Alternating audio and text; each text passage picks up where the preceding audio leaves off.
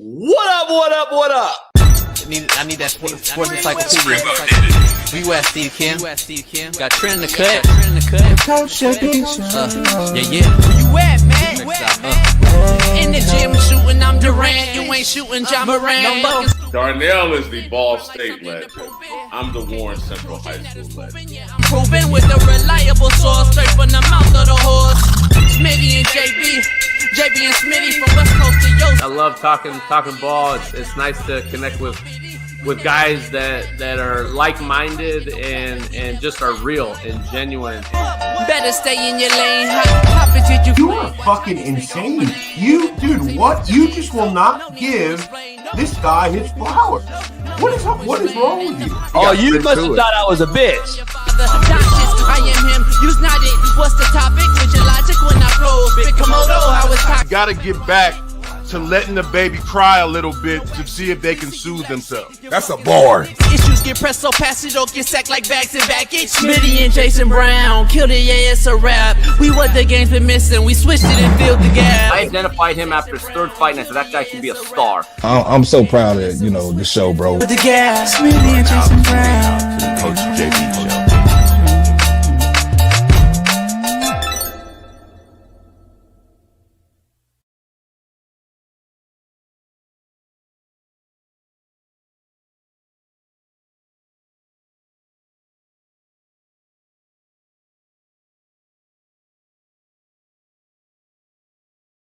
What up, what up, what up, what up, what up? An extra 3 what ups. Got that Slapdick Nation beanie on. I got that new JB shirt with the Slapdick Nation on the back. And we are back. We are back in the building. You thought you could hold me down? What? This is about to be insane. Head on over to CoachJBStore.com if you want these beanies and these fire-ass shirts. I got this logo on here. Shit is fire. But anyway, we are back in the building. Shout out to everybody, man. I miss you all, too. I missed you all. Love you all. My haters included. Because guess what? My haters started to like me too much. I had to go find some new ones. So guess what? We had to do what we had to do. Shout out to everybody who stuck in there, stood in there, and believed that we would get it back. And I'm going to give you the whole story. We're going to break this whole thing down, man. We got a lot to discuss today. So shout out to everybody on X, on TikTok, on Twitter, or wherever you want to call it. By the way, it was not easy to get Twitter back because Elon Musk and the Twitter folks over there at X don't talk, help, or do anything. So it's good to know people. But God is good, and good shit happens to good people. I truly believe that. I always believe it. And you don't have to call me a good person because I got my shit back. But you know what? The people that know me, that know what I do for people, they'll say I was a good person and I deserve to get the shit back. On the other side, you know damn well, I always tell you, nobody cares. Nobody cares, and nobody's going to do nothing for you. Nobody's going to extend their hand unless you got some riders in your corner. And shout out to a few people that are big name people that got into the ears of YouTube and Google and Twitter.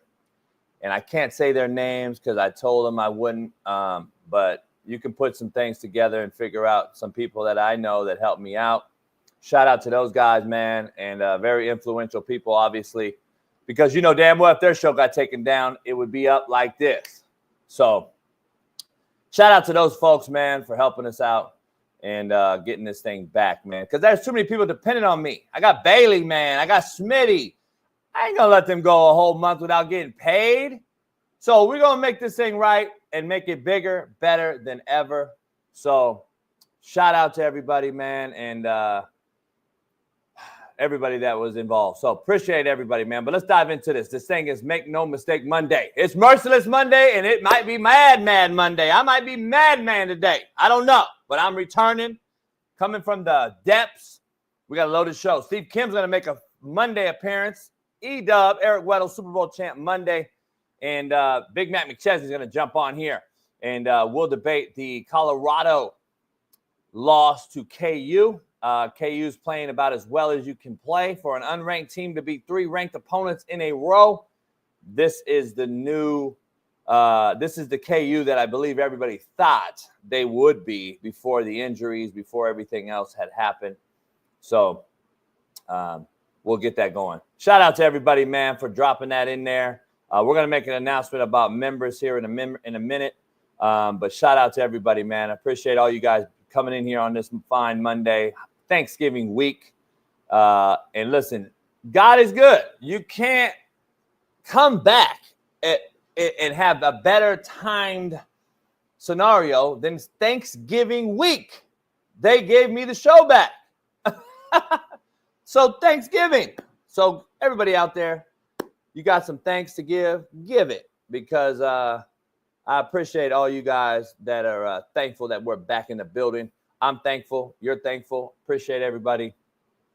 Now let's get to some fucking elephants in the room time. I am back. Good things happen to good people, like I said.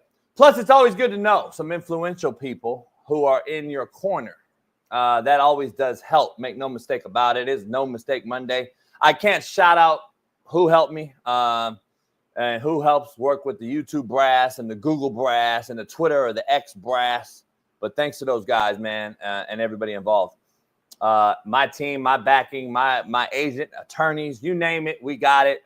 I got everybody from forensic IT people that are high up on the totem pole. Starts with the F, ends with the I. Let me just tell you, they did a great job for me as well. Shout out to those guys. Much love to you. And man, shit, you'd be shocked at what I got in my pocket. But thanks to all you guys who stuck around, didn't dip out, although I understand your worries. I understand your concerns for having your info hacked as well. Plus the members who dropped out, subscribers who dropped and left. Trust, I have no ill will towards any of you who did that. Now, I welcome you back. So please do so. Return. Get back your membership. Get back your subscription. This is, after all, the realest show on planet Earth. So now let's address some elephants in the room. First off, the Colorado fan base.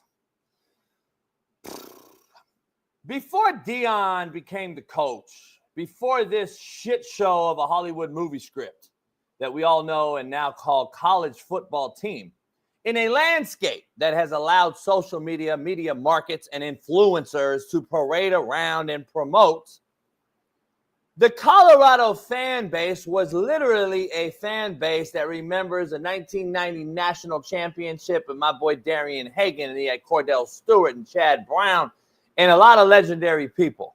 And I used to spend a lot of time up in Boulder at Colorado with my best friend Darian Hagan and got to meet all these guys. Coach Cheverini, who's now the head coach of the Division II program, turning that place around, was the interim head coach at Colorado. Played with Matt. Mike Machete, good friend of mine, who's a head coach here in SoCal at a high school here, who was a great quarterback at Colorado. Dan Hawkins, who's a great friend of mine, who was a head coach there.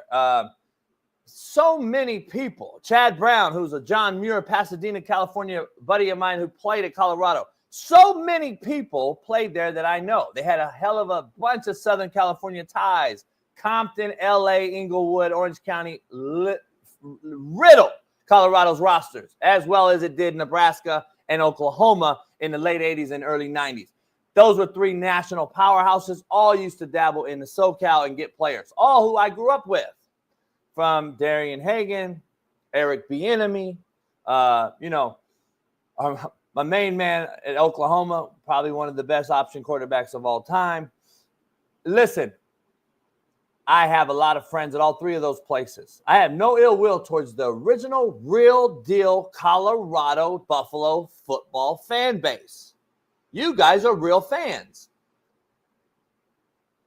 That was all before Dion became the coach, okay?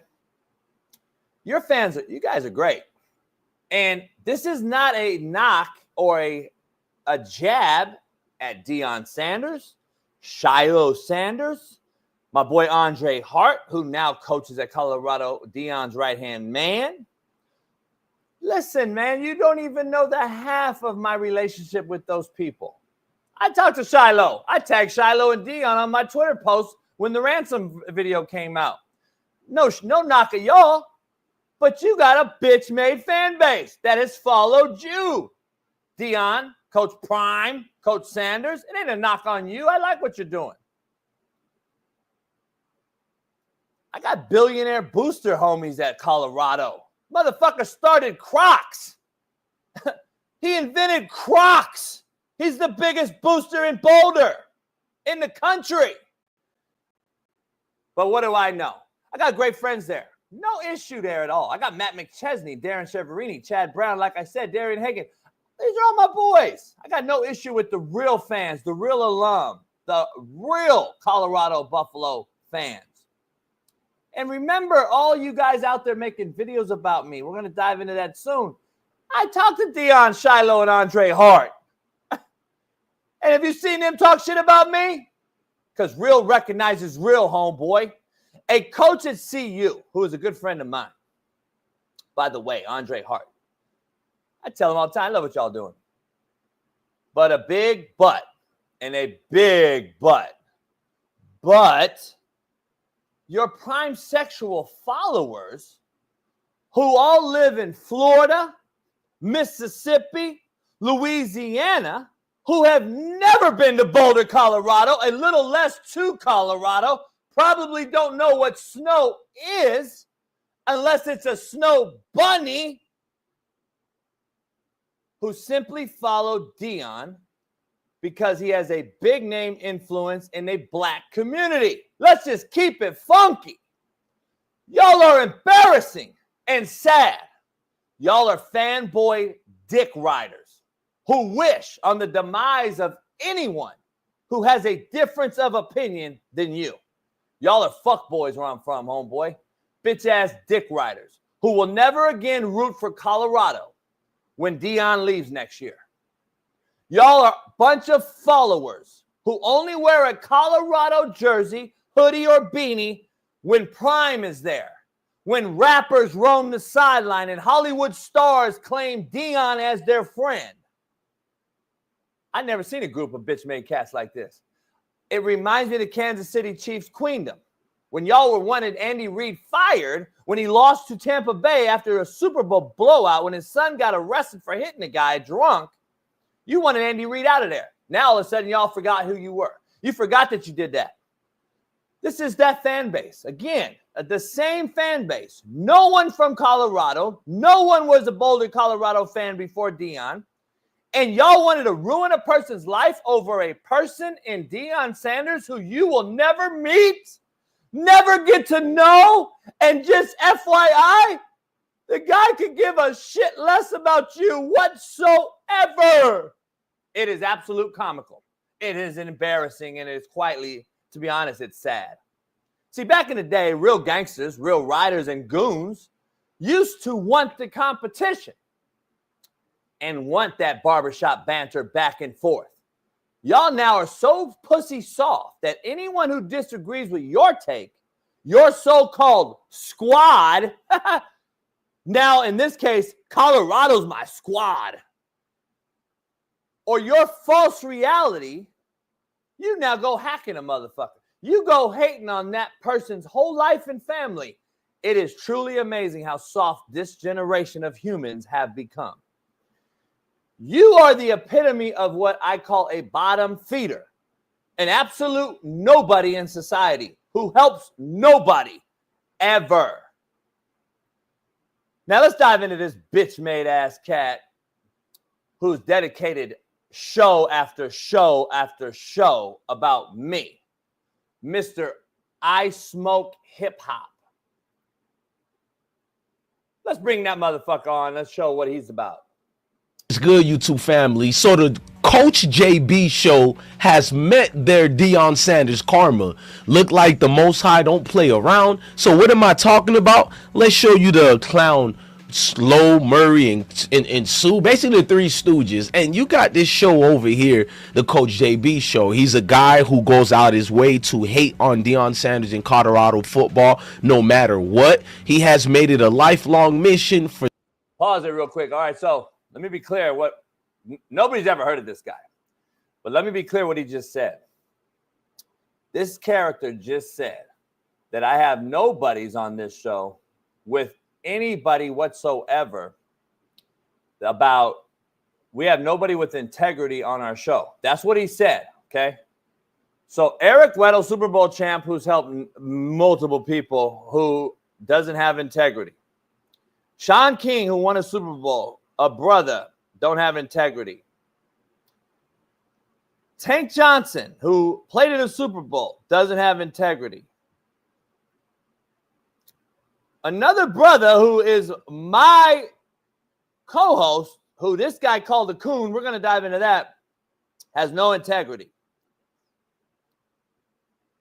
And remember, Brian Urlacher and Kirk Herbstreit and just everybody that I have on the show, and Steve Kim and the regular guests, plus Cam Newton, and all these brothers that have no integrity. Who do you have on your show? But anyway, we're going to keep everybody in. This guy's the epitome of a bottom feeder. Never heard of him. Don't know anything about it. You need me, homie. I don't need you. Don't get it fucking twisted. You call Smitty, another black man, by the way, a coon on your weak-ass show. You literally hashtag everything Coach JB and Coach JB show on your bitch-ass show. I never heard of you. Nobody's ever heard of you. You got fake followers and subscribers. We already know. We've already done a deep dive in your bitch-ass, homie. You fucking got me fucked up. You don't think I know who the fuck I know. Therefore, I feel sorry for you. Because apparently you're from Florida, right? Well, guess what, homie? I got goons in Florida. I did a deep dive about your motherfucking bitch ass. And everyone I talked to said they know who you are. And they all say you are a straight bitch, a snitch, and a backstabber. Oh, that's ironic that they all said that about you. And these are goons that you don't want no smoke with, homie. Trust me. You literally say that I have a bunch of fakes and racists on my show. And I have people with no credibility. Eric Weddle has no credibility. Steve Kim. Matt McChesney, who runs a Colorado show, has no integrity. Trent Richardson has no integrity. They're all racist. The guests that are willing to come on this show, plus every black kid who played for this so-called racist, who has been on my show multiple times, has yet to ever come out and say shit bad about me. But you, clout-chasing bitch boy, wants to make a show about my show every day. You can. Because we all know you got fake subscribers and need the clout. Let me be clear. This will be the only time I ever discuss you. Because I don't put bitches in my mouth like that. I just spit them out. Cam Newton, Brian Urlacher, Patrick Queen, Michael Lombardi, and Kirk Herbstreit have no credibility either. You are a nobody. Another bitch who needs me to simply survive in this world. Don't ever let me catch you slipping, bitch boy.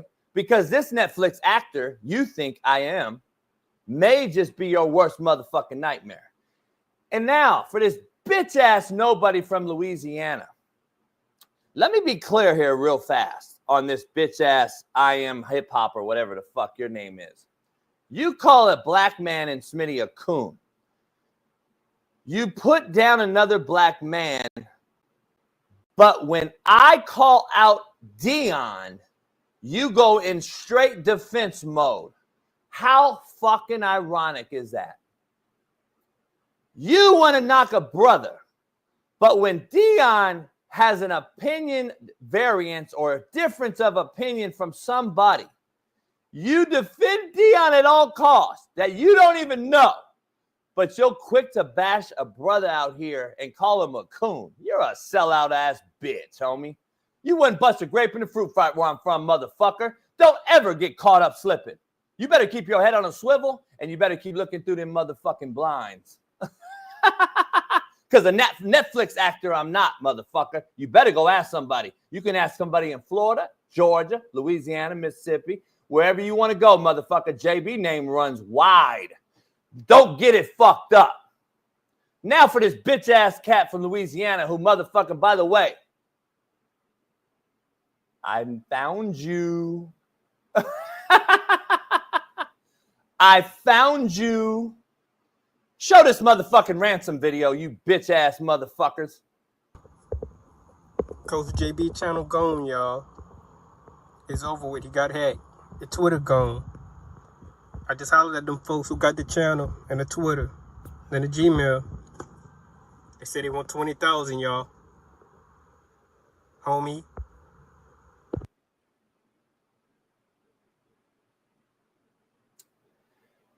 Oh, you don't have the video I put out, huh? You don't have the Twitter video I did, Bailey? If you do, show that, because Bailey will get his face.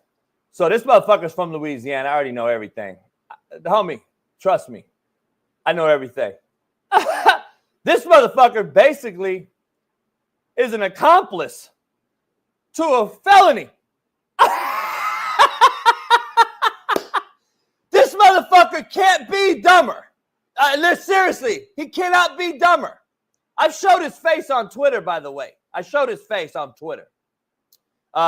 We got his channel. We got his IP. I mean, this dumb motherfucker can't be dumber. He probably is deleting his channel as we speak, but it's definitely a felony. Multiple ones. Identity theft. I mean, there's all kind of shit in here. But these cats are living penny to penny, you know,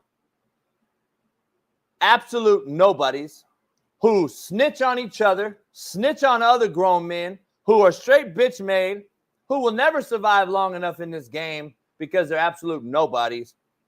And this motherfucker absolutely said he knew. Listen to this. To Baltimore, flew in from Louisiana for that Saints preseason. So I can't, this motherfucker is gay as a motherfucking hummingbird, first of all. Mr. Louisiana, you ain't from the 504. I know the parishes where you ain't from, but I do know people in them motherfuckers. You'll be getting a visit too. You'll be getting a visit too, bitch boy. You're a dumb motherfucker. You literally said in the ransom video that he knew who had my shit.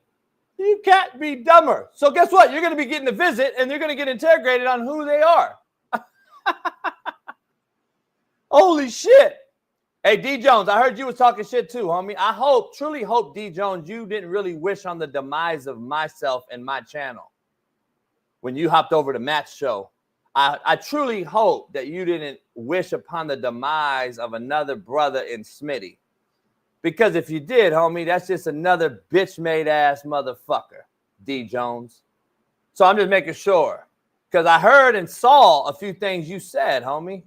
So I'm just saying, I don't know how to take that, D. Jones. That seems kind of fucking foul to me. I'm just going to throw it out there, homie.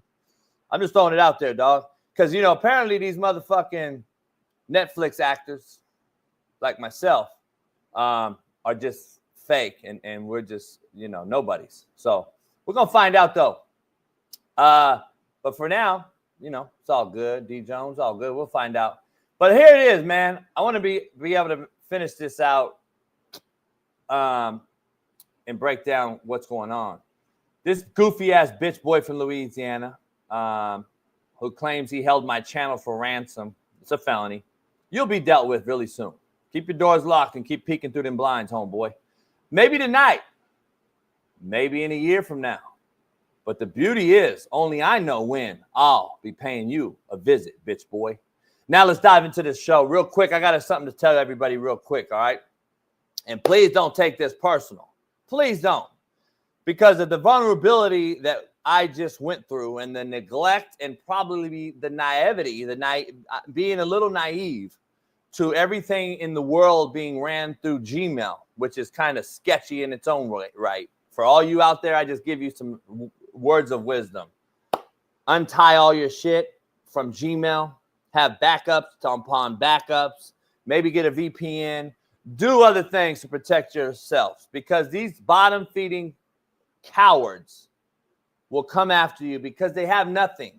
These Nigerian scammers. And let me be clear. This Louisiana fuckboy and this I Am Hip Hop, they didn't hack nothing. Motherfuckers can't even tie their shoe and chew bubblegum at the same motherfucking time. You heard them talk. This motherfucker's dreads are so goddamn old and nasty looking. He needs to get them cut ASAP Rocky. We know he don't get no pussy. We know he don't got a barber. this is the issue I got to say. Back up your shit. Because these bottom feeders who need us, you and I, to survive, will go after your life's earnings, your families, your folks. Back it up with backups. But I was naive. It is what I got caught slipping, and slipping don't count. That's why I don't wear sandals. Slippers don't count. It is what it is. No one to blame but me. You ain't heard me blame nobody. Bottom line is I had to dig deep, go get it back, and that's what it is. But please understand something. Due to these circumstances, we will give everybody 30 minutes from now. We're going to go till 7 on the West Coast, 10 on the East Coast, to either become members again, or all you new folks out here become members. So we can get our members, private only show going. So you will either go over to X and watch it, or do what's right and become a member. So we can blow this show up to even a larger scale where we belong. We got a $4.99 membership model, a $5.99, a $2.99, which allows you to call in, do other things that we are going to relaunch next Monday after the holiday, but also do private videos and calls and meet and greets coming this springtime. Please don't take it as a threat. I want all of you here, but after what happened, I trust nobody. You already know me and the other person ain't you. But we do need to have a personal conversation today with our members, and you have about 30 minutes to become a member so you can be privy to that conversation. We appreciate you greatly, and we will do this a few times a week because a lot of you trolls in the chat are nobodies, and you don't want to do anything about anything. You don't want to help nobody. You don't want to help others. You don't want to do shit. You want to feed off of the extension of other people's olive branches, and you're just a bunch of fucking bottom feeders. It is what it is.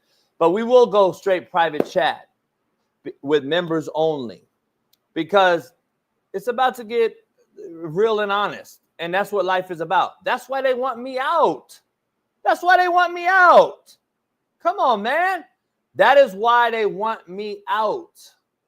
So shout out to everybody, man, that is a true, real one and a member. And we need to get our members up. We need to get this shit back up. We're also going to, let's see. We also created another channel, okay? And it's going to be strictly like JB rants. You know, I'll do an hour live on that show as well, but that'll be our backup channel. So if this ever were to happen, knock on wood, it won't, we'll go over to the new channel. So listen, there's 55,000 subscribers on this channel. We need to get 55,000 subscribers to the new channel so we can actually have the exact same show on the new channel. So I hope you understand what I'm saying. We need to take those guys, and you guys need to come on over to the new channel when we do it so we can have a backup channel. And it'll be a separate channel, kind of my personal channel, but it'll also be a backup show in case something were to happen. So that is going to be there. And we'll post that out on the channel. We'll post that on the channel, and we'll get you the URL and all that on there. So Alan, shout out to Alan, JUCO Frenzy. He got his Twitter hacked as well. So listen, man, Alan only helps kids. He was one of the best humans I've ever coached in my entire life. Shout out to Hialeah, Florida, where Alan's from. And shout out to everything he does now out there in high school, coaching high school in Texas. Good shit happens to good people. Alan, you got your Twitter back? Yeah, you did. So shout out, man, to all you guys. The real ones will stand up at the end of the day. And you can't hold real ones down. Not for long. Just telling you, not for long. So become a member. Resubscribe if you didn't. And we'll get you a new channel URL so we can have that backup channel as well. And shout out to everybody, man. And by the way, Dion knows I'm a real one. Trust me. Shiloh knows I'm a real one. Trust me. You want to see text messages? Andre Hart knows I'm a real one. You want to see messages? Here's the thing. They know they got some bitch-ass fanboy followers. Colorado, you know you got the worst fucking bitch-made fan base in America. And let me be real. All these bitch-ass Colorado fanboys were the ones seeking my demise, DMing me, and sending out all these messages. Do you know what they said? Why I got hacked? Karma. Because I talk about Colorado. That's the Colorado fan base. It's not Deion's fault. It's not Shiloh's fault. It's none of their fault. They have a bitch following that is strictly because who Prime is. And that is what they were DMing me, wishing upon my demise. We call them bottom feeders who are emotionally intelligent as this fucking rock table right here. They got about that much emotional intelligence. And that is the following. That is the following that Colorado now possesses. It's not Colorado's fault. The bottom line is, though, a bunch of followers that think they're engraved in a black culture think that they have to follow Deion Sanders because of who he is. But y'all don't follow my boy Coach Brown at Syracuse. You don't follow my boy Coach Loxley at Maryland. You don't follow my coach, the dude Freeman at Notre Dame. You don't follow Mike Tomlin in that manner. You don't follow my boy at Houston Texans in that fashion. You don't follow dudes that have been doing it for so long. Where's all the Eddie George followers at, homie?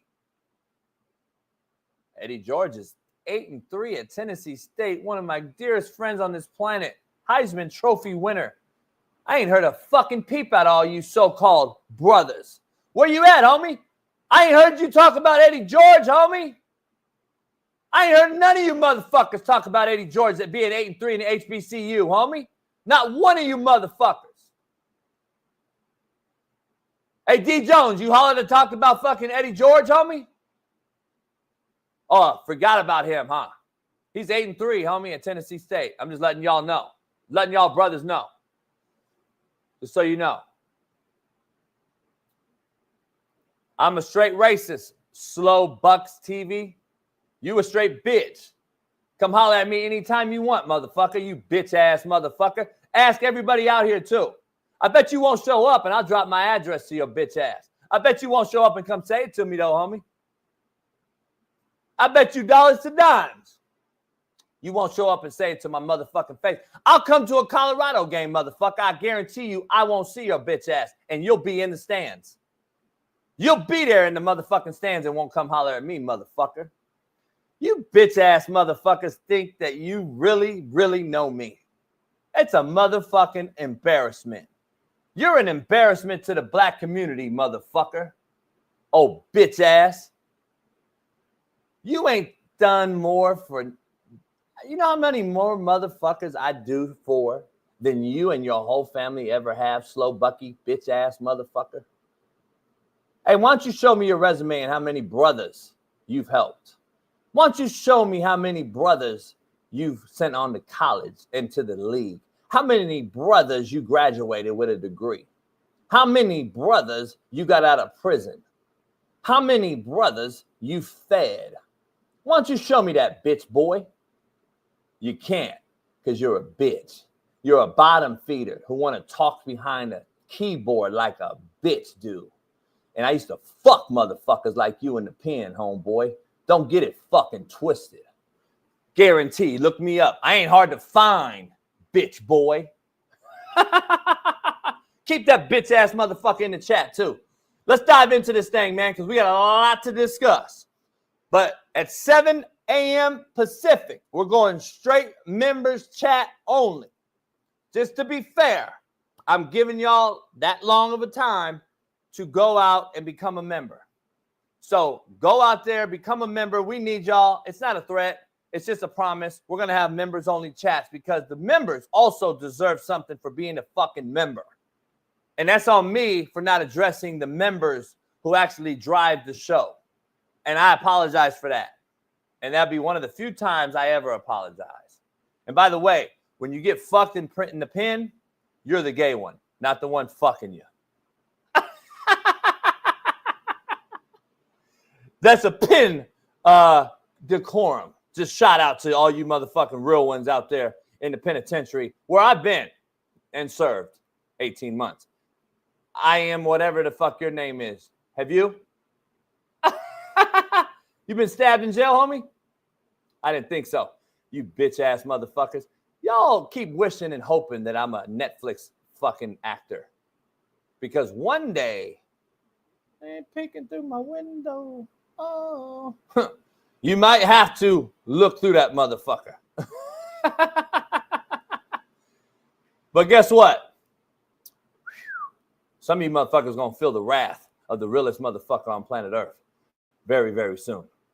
But what do I know? Now let's dive into this motherfucker. Colorado lost to Kansas in Arrowhead at KU as they rushed for 333 yards. Florida and DJ Lagway take out LSU as the Cowboys take out the Commanders led by Cooper Rush. But what do I know?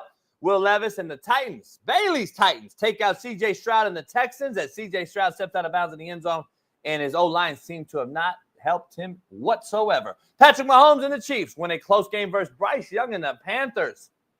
Is Bryce Young back? Alabama gets dominated by Oklahoma as Bama falls to 8-3. And college football just continues to prove me right. It is the most watered-down product in the history of college football. Daniel Jones got released past week while the show was down by the Giants. And I'm going to predict something right now. The Cowboys signed Daniel Jones today, and Daniel Jones plays against his old team, the Giants, on Thanksgiving Day. That's my prediction. I'm saying it here. There's so much to dive into today, so much to talk about. So let's dive into it. 20 minutes, Big Matt McChesney will join us. 20 minutes, we're going to go members only. So shout out to all you guys for being real ones. Become a member today. A lot of you have. I appreciate you. We need more of them. We need more of you guys. And let's dive into quote of the day, brought to you by BetUS.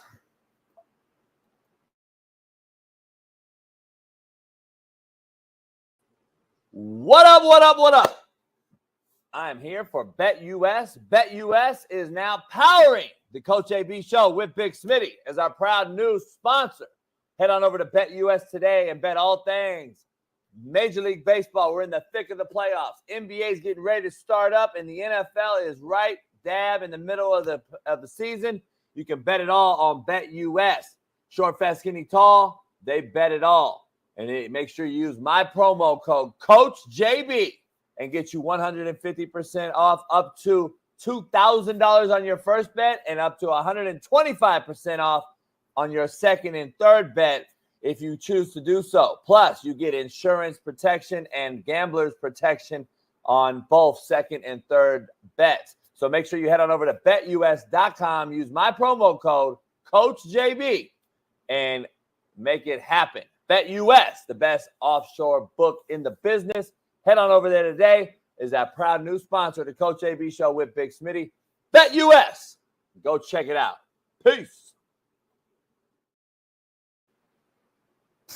Shout out to everybody, man. All you guys that are members, becoming members, become one, man. 20 minutes will go to members only. So we're going to do that a few times. And then whenever we just, don't want to deal with the bullshit trolls, we'll go straight members only chat. So shout out to all you guys. Quote of the day, man, and it's fitting for this show. Use the pain in your past as fuel that will drive you to a better future. Quote of the day brought to you by BetUS. Contrary to belief, brought to you by Prize Picks. Head on over to Prize Picks. Use my promo code CoachJB. Now that we're back, never tell a person everything. You may be educating an enemy. Never tell a person everything. You may just be educating an enemy. Contrary to belief. And let's dive into the poll question brought to you by Skybox. Head on over to Skybox tickers today. Skyboxsports.net and use my promo code CoachJB and get a special holiday bonus 15% off on one of these fine tickers behind my head. If you got a man cave, a coaching office, whatever you want to throw in, head on over to skyboxsports.net today and tell them JB sent you using my promo code CoachJB. Poll question, you guys in the chat, especially you members, because later in life here, after the holidays, when we go poll question, it'll be members only, and we'll take callers.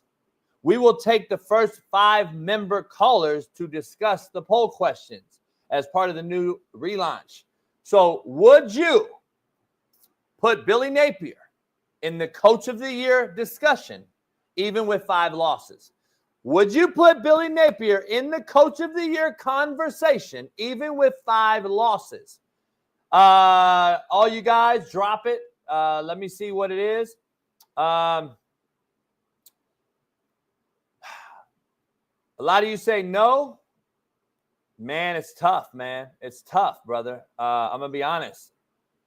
Look at who they've played and look at the close losses, other than Miami to start the season. Then all the debacle happened, and then the quarterback injuries and Lagway coming and going and coming back. I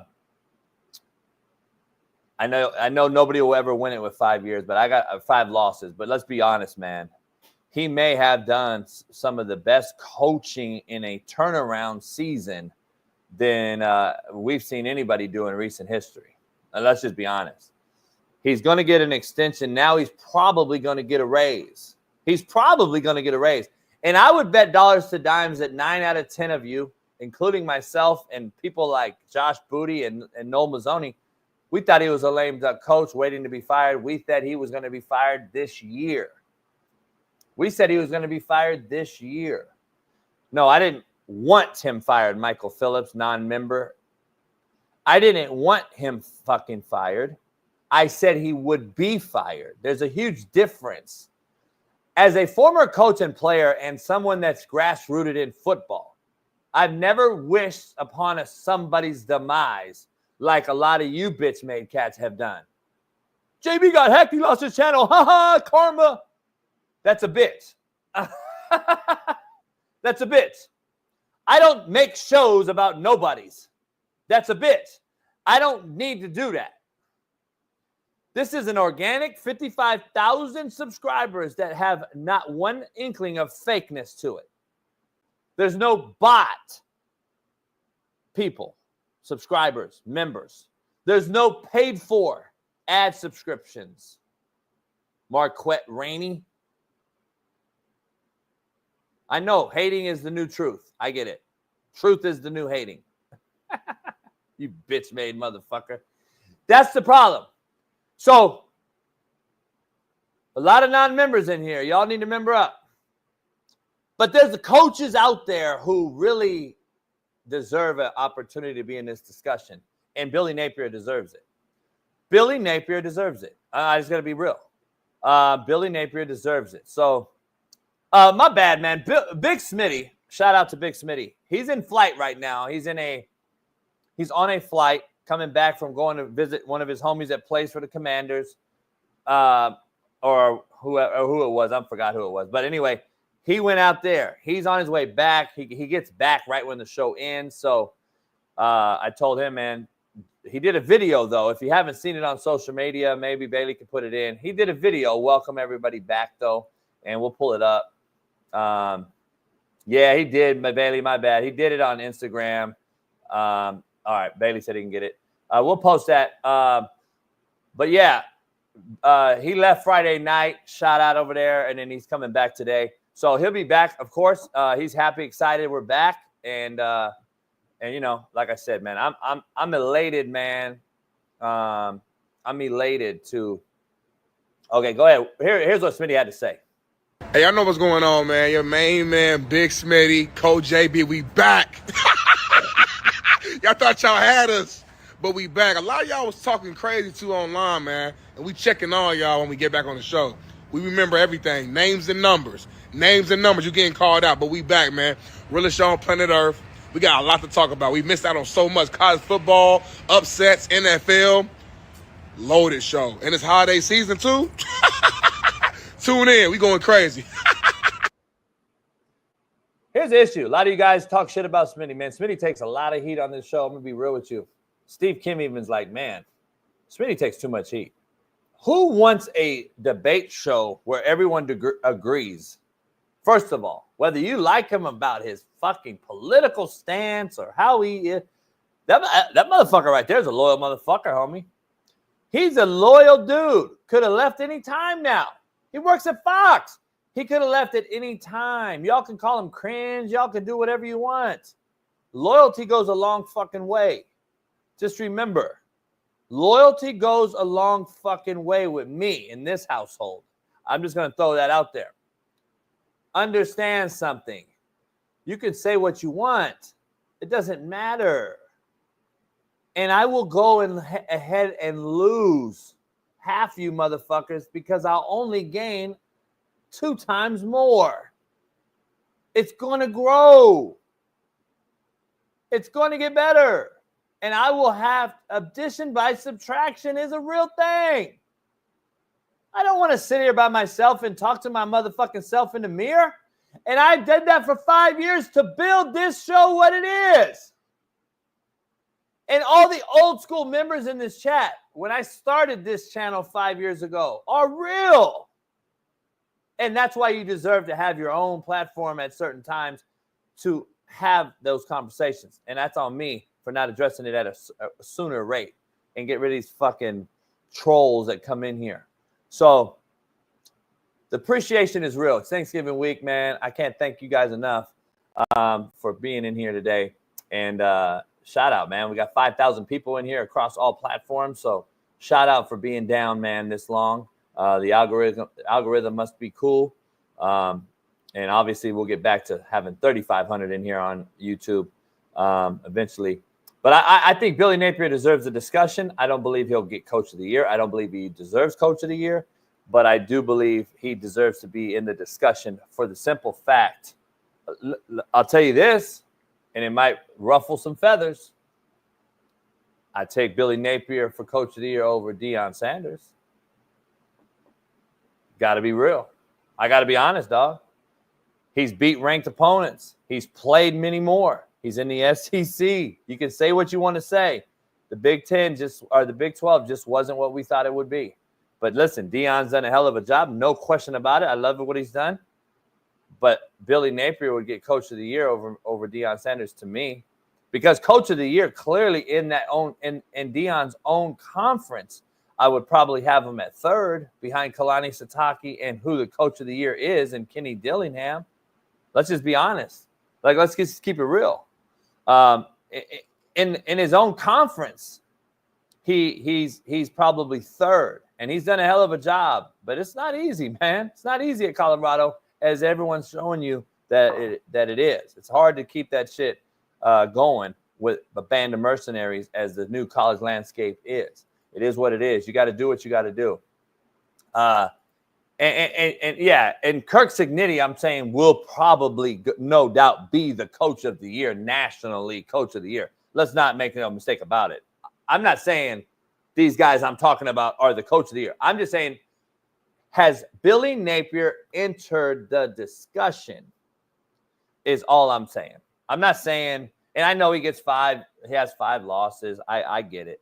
He won't win it. I'm not saying he's going to. I'm just telling you what he's done.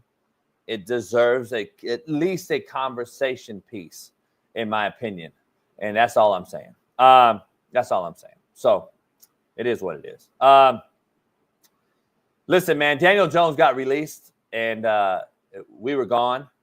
And I truly believe that he is not the problem. You know, I'm an advocate for Daniel Jones. He is definitely not the problem. I believe the Gabagool showed you that he's not the problem. How'd that work out yesterday? Brian Daboll and the GM will probably be fired. Here's another poll question I can throw out there when we have members only in about 8 minutes. Who's worse, the Jets or the Giants? Like, let's be honest. Who's the worst organization right now? The Jets or the Giants? Who's the worst NFL franchise right now organizationally from top to bottom? Is it the Cowboys? Is it the Carolina Panthers? Is it the Jets, the Jags, or the Giants? I can bring up a shitload of programs right now. Is it Tennessee Titans who just beat the Texans? And what's going on with the Texans?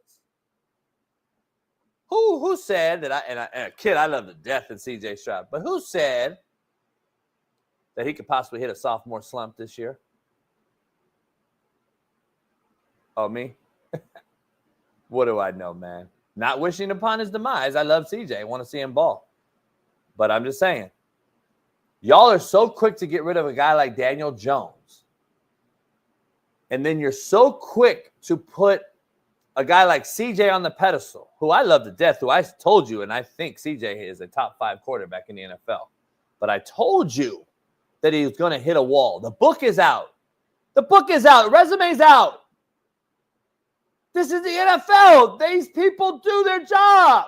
D coordinators scheme guys.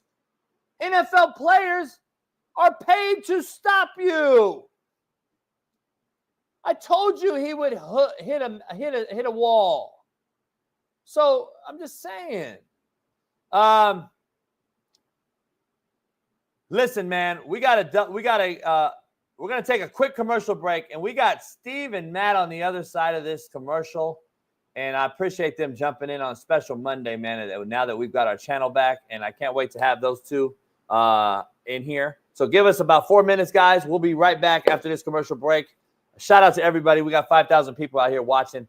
Give us 3 minutes. We'll be right back with Steve and Matt.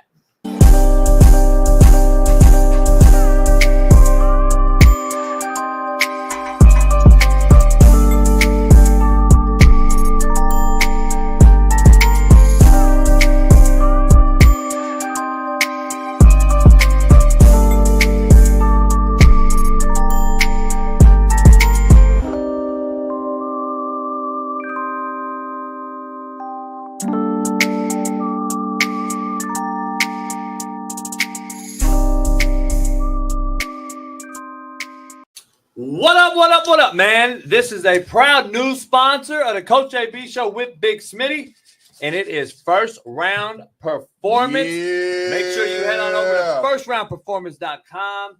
We got the merch, the gear. They are top-notch company. High quality, JB. All about the quality here. Workout gear, exclusive gear. What's that right there, JB? By the way, nobody else in the country or the world has this short right here. You can put this short on. It helps your back. It helps your hamstrings, helps your quads as you work out. What? You can wear these right underneath your workout shorts or what have you. It's kind of like a girdle, but very, very comfortable. Shorts Against Syndrome. It's SAFS. Go head on over there and check it out. First Round Performance. JB, they got workout bands. They got ankle weights. What's this? What's in that box? Kind of it's our first time seeing this. What's this? I'm nervous. What's that? A 40-yard dash electric timer. You can go get your workout on with the light and the strobe, the whole deal. Firstroundperformance.com. Oh, you just turned it on, JB. Bam. You want that smoke? Go check it out. I know you ain't trying to race me, JB. I might race Smitty and smoke him. You ain't trying to race me. You scared of that life. Yeah, this is the real deal. You guys got to go check it out. Firstroundperformance.com. Head on over there. Proud new sponsor of the Coach JB Show. Nice, JB. With Big Smitty. And this is mine, right? Hell yeah. Listen, their premium gear, including the revolutionary SAFS shorts I just showed you, are expertly designed by a leading orthopedic surgeon to align your hips and relieve your pain. It is trusted by athletes and active individuals alike, whether you are pushing your limits with their high-quality resistance bands, as Smitty just showed you, or boosting recovery with the powerful dual-spectrum red light therapy devices that I just showed you. First Round Performance delivers the tools needed to stay at the top of your game. Whether aiming for peak performance or simply wanting to live pain-free, they've got you covered. Visit firstroundperformance.com or shop on Amazon today. They just launched their AmazonStore.com, their Amazon store. This is out there, First Round Performance on Amazon. And so go help them out and grab some performance gear today. And please feel free to reach out to us if you have any questions. Yes, sir. Go First Round. Go First Round, baby. The promo code will be Coach JB. So check that out and head on over there today. Get right, baby. First round, the highest quality. First round performance. Go get you some merch. Ooh, I like this shirt. I like this shirt, JB. Peace. All right. We're back, man. And listen, 2 more minutes, and we're going straight members only chat. Like I said, a new thing we're gonna do. But look, man, I thank both of these men. Like I said, Colorado friend of mine who I started to show off talking about their fan base, and then the real ones that are separated from these prime sexuals. Big Matt McChesney, and we got the great Korean Cosell, Steve Kim, popping in here together. Hey, man, I appreciate both of you guys jumping in here on the return of the Mac. Matt, I got hacked. I saw your text. I appreciate the sentiment that you sent out. Sorry I couldn't get back to you. I've been dealing with Google, Twitter, you name it. It sucks. It's not fun. It sucks. Yeah, you know how it is. Terrible. Yeah, it's terrible. And then people that wish all the demise of you is even crazy, dude. How many people were happy? It's crazy. Well, first of all, good morning to both of you. Steve, what's up, dog? Morning. Been a while. It's crazy to me how many people, regardless if they like you or not, like this, you don't do this shit for fun. This isn't the YMCA. This is a business. Like, and you're good at it, and you got a huge following. It's just amazing to me. Even if you don't like somebody, you shouldn't be praying for their downfall. The world's full of just haters. Hey, Matt, remember Steve and Matt? We all about roughly the same age. We grew up in a time where we used to want the competition and want the barbershop banter and have the difference of opinion. I thought that's what we wanted. Nowadays, if you disagree with somebody, they will wish for your downfall and demise like this. It's like the softest generation of people I've ever seen. I blame the parents or the lack thereof, and I think we just have a whole big issue, man. It is what it is. I'm just glad we're back. Appreciate you guys coming on Thanksgiving week. Let me start right out the gate. We got a Miami Hurricane legend in here, and we got a Colorado Buff legend in here. Both of you guys are on multiple shows. Colorado is ran by 0 to 60 pod with Bailey and Matt. Let me ask you, does Billy Napier deserve a little more credit than everyone's out there giving? And I know my poll question is never going to happen. I said, does Billy Napier deserve to be in the Coach of the Year discussion? I don't agree and think he does, but I believe it's a poll question a worthy poll question. He's done a hell of a job now, man. He probably could get an extension and a raise, right? Steve? No, he's going to keep his job. And I give him credit, the way he's rallied this squad after the A&M loss. That was the bad one. The Miami one, it was what it was. Miami's a far superior team. Let's just get that over with. But after the A&M loss, I felt like, wow, this is a dead man walking. But he has created one thing that you need in this business, hope. And that's DJ Lagway. And the injury to Mertz is actually the best thing to happen to him because it gave him a built-in reason to go with the youth. Because if you're going to be bad, be young. And they've played well, and now he gets to keep his job moving forward. Yeah, I like what Napier's done. You know, he's a coach that kept his nose to the stone when it got bad, and now it's getting better. Rarely, do you see teams do this, but we're about to talk about Colorado, Kansas. Kansas is doing the same thing. Start really slow, play bad at the beginning of the year, figure it out, and start running people because you're pretty talented. So I think Florida is on an upward trajectory. I mean, their schedule was daunting anyway.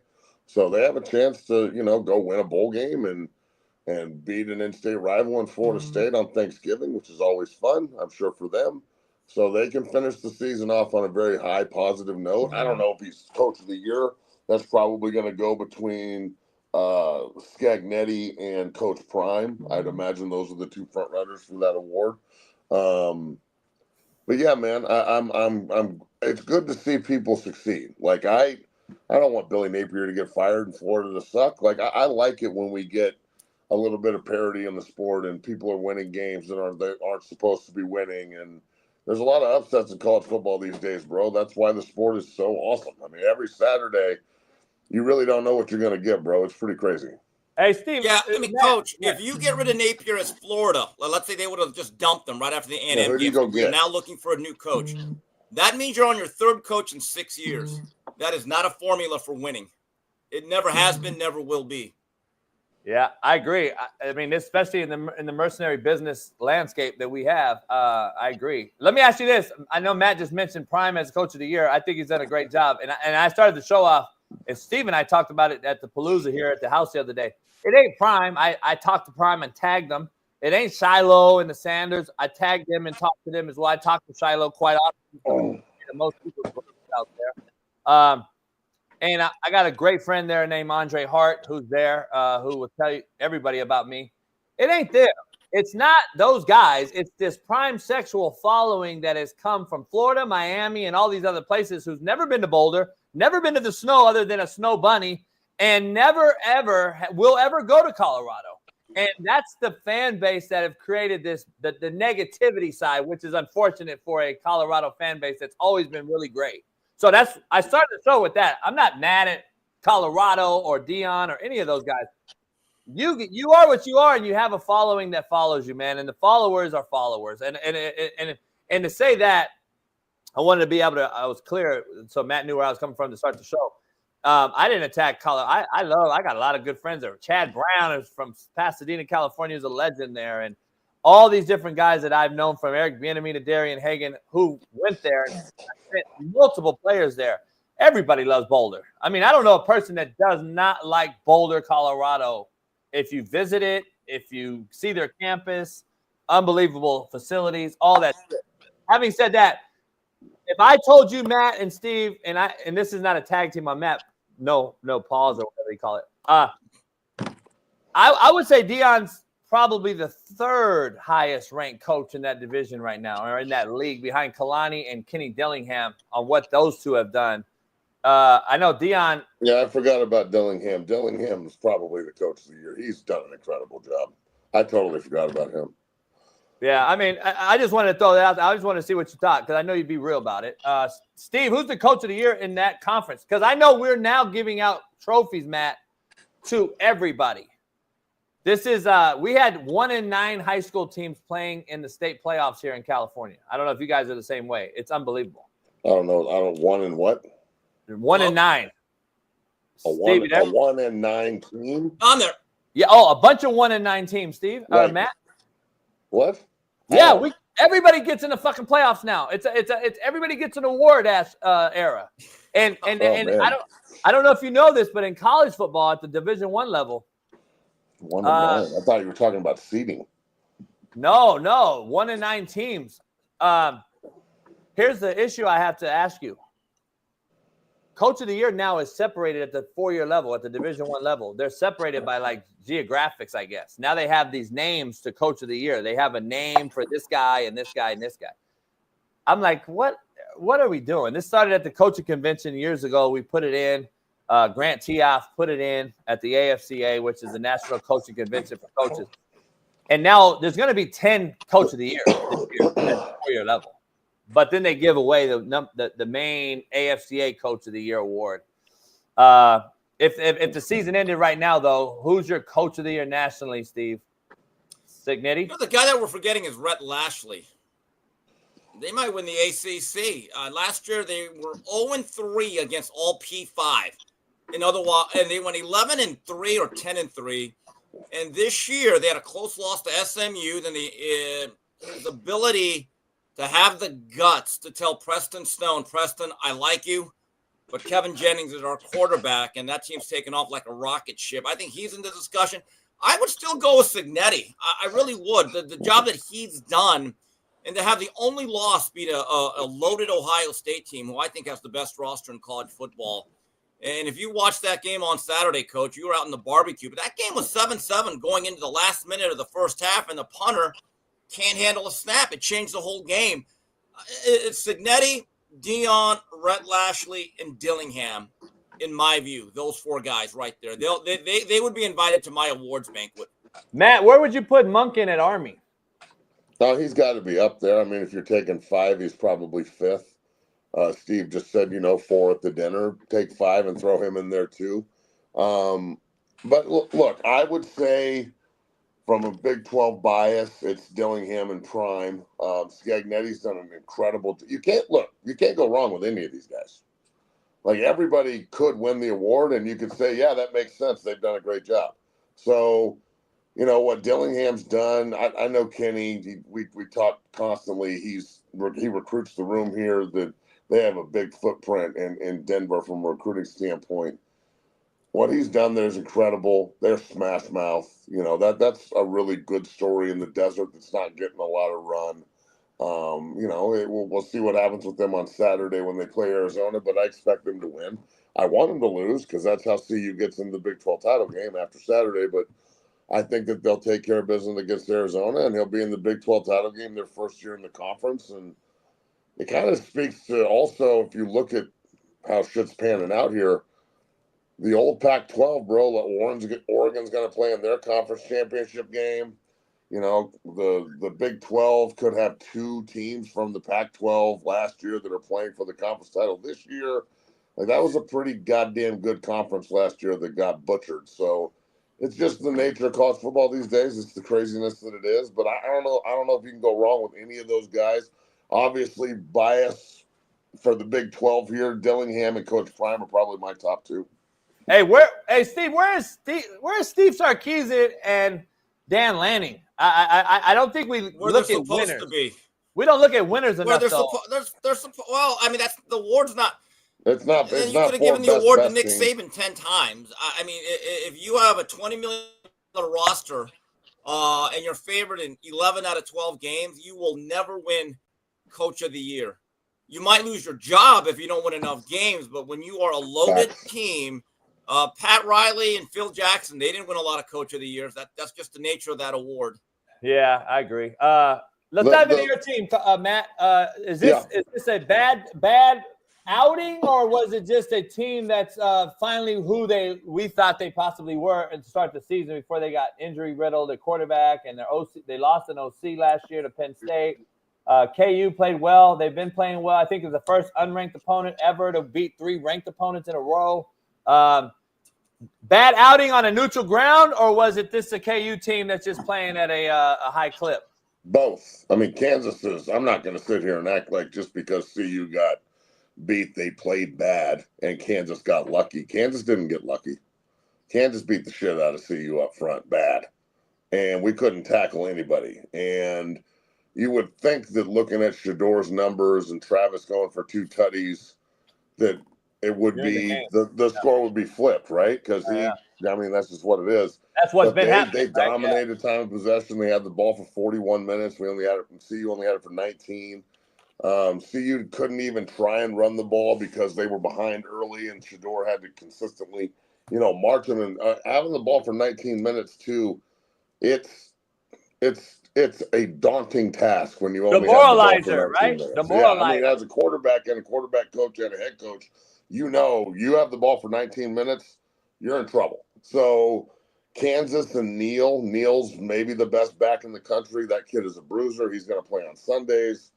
Their scheme was smart. They came out and hammered us. CU, that is. They did it to 3 straight ranked teams. They're just in the fuck your season mode right now at Kansas. It makes you wonder how they lost 6 games the way they did, because they're an exceptionally good football team. I think that they win this week and they go to a bowl game. They probably win the bowl game and finish 7-6 on the road that they're on, and good for them. Look, it was a humbling moment that was needed. Now I'm gonna play, the good and the bad here, because from a bird's eye view, I think that Colorado will handily take care of Oklahoma State, who's winless in conference on Saturday. Oklahoma State's a bad football team. Colorado has a lot to play for. That doesn't mean we're going to get into the Big 12 title. We need help. We'll see what happens there. You can't control it. All you can control is the game. You tell me at the beginning of the year we're going to finish 9-3, have a huge turnaround, finish ranked, go to the Alamo Bowl, the Holiday Bowl, or something of that nature, win the Heisman as a program with Travis Hunter, and have the first and second pick in the draft come off the board the first time since 1984 that happens, potentially. And, you're going to flip 5-star recruits in Juju Lewis, who's now a buff, and the future's bright. They're probably going to flip that Carday Smith kid. They're on Michael Collins, 5-star guard from IMG's radar. They like him a lot. Like, they're recruiting their asses off. I'd take that. So, especially with the entire world picking against them the way that they did at the beginning of the year. Now, Saturday was ugly. Saturday was a beat-up game. They got absolutely dominated. And not only that, but Kansas, I just want to reiterate this. I'm nasty. I played dirty. I love edge football. You like the that hit game? on Shedeur was the dirtiest shit I've seen ever, maybe. I mean, that, and honestly, the fact that the Colorado offensive line didn't go fist fight that guy also makes me angry. I was going to ask you that. Like, that really pisses me off, but it's what's going on in the game. You can't fight. I get all that, but at least in their face or something, instead of just consoling Shedeur, who obviously got cheap shotted, like, go find the dude that did it and do the same to him. That needs, I'm not sitting here saying that retaliation is the key, but in that circumstance, retaliation was needed. And you can't sit here and tell me, unless you're biased and you really hate Shedeur Sanders deeply, that wasn't the fucking biggest cheap shot ever. That was a dirty ass. I thought it was It was a criminal fucking hit, bro. That was so terrible. Because here's they the threw thing. the fucking flag. These goddamn refs throw the flag and then pick it up and tell us that it's not pass or roughing the passer. It was egregious what happened. Here's the issue that I saw with Steve, and I'm sitting here watching it. If he's planted with his left foot in the ground and he gets hit like that, he's done. His career's probably over. I mean, there would be a terrible leg break if that happened. So the fact that he lifts his foot up is the only thing that saves him. I personally, dog, being a huge Colorado Buff supporter, obviously, and an alum, and doing a show about him damn near every day with my man Bailey, and we're on at 1 o'clock today again. Playing there and shit. Jesus. I think Shedeur is the toughest son of a bitch walking at quarterback, dog. He takes so many shots and gets up and just goes and performs. He played his balls off in this game. He doesn't play defensive line or defense, so he can't tackle anyone. That's Shiloh's job. Shiloh, I love Shiloh. I think he's a great kid. He plays hard. He's an older senior, right? He's been in college football for 6 years or so. He looks it too, huh? I'm not saying he's not an NFL player because I'm not sitting here trying to criticize everything, but I don't know, dog. Against two NFL backs in Kansas State and Kansas, he's really looked pedestrian at times, but also at times he looks great. So I'll let somebody else chop that up. I'm pretty disappointed in what I saw on defense. I'm trying to rack the positives, and there's a lot. Travis Hunter's definitely going to win the Heisman. He had another great game. I think that the potential for Colorado moving forward, even with losing these guys to the draft, they're going to be an extremely good program in the Big 12 for years to come, which may be a shitty conference, but that's the conference you're in, so go play your schedule. I'm encouraged about the growth of the team from a season perspective, and the season's not over. You have a chance to go 9-3, and if Arizona State loses to their rival and Iowa State gets beat by Kansas State, which I think will happen anyway, then you're playing for the Big 12 title in Dallas, and this loss is forgotten.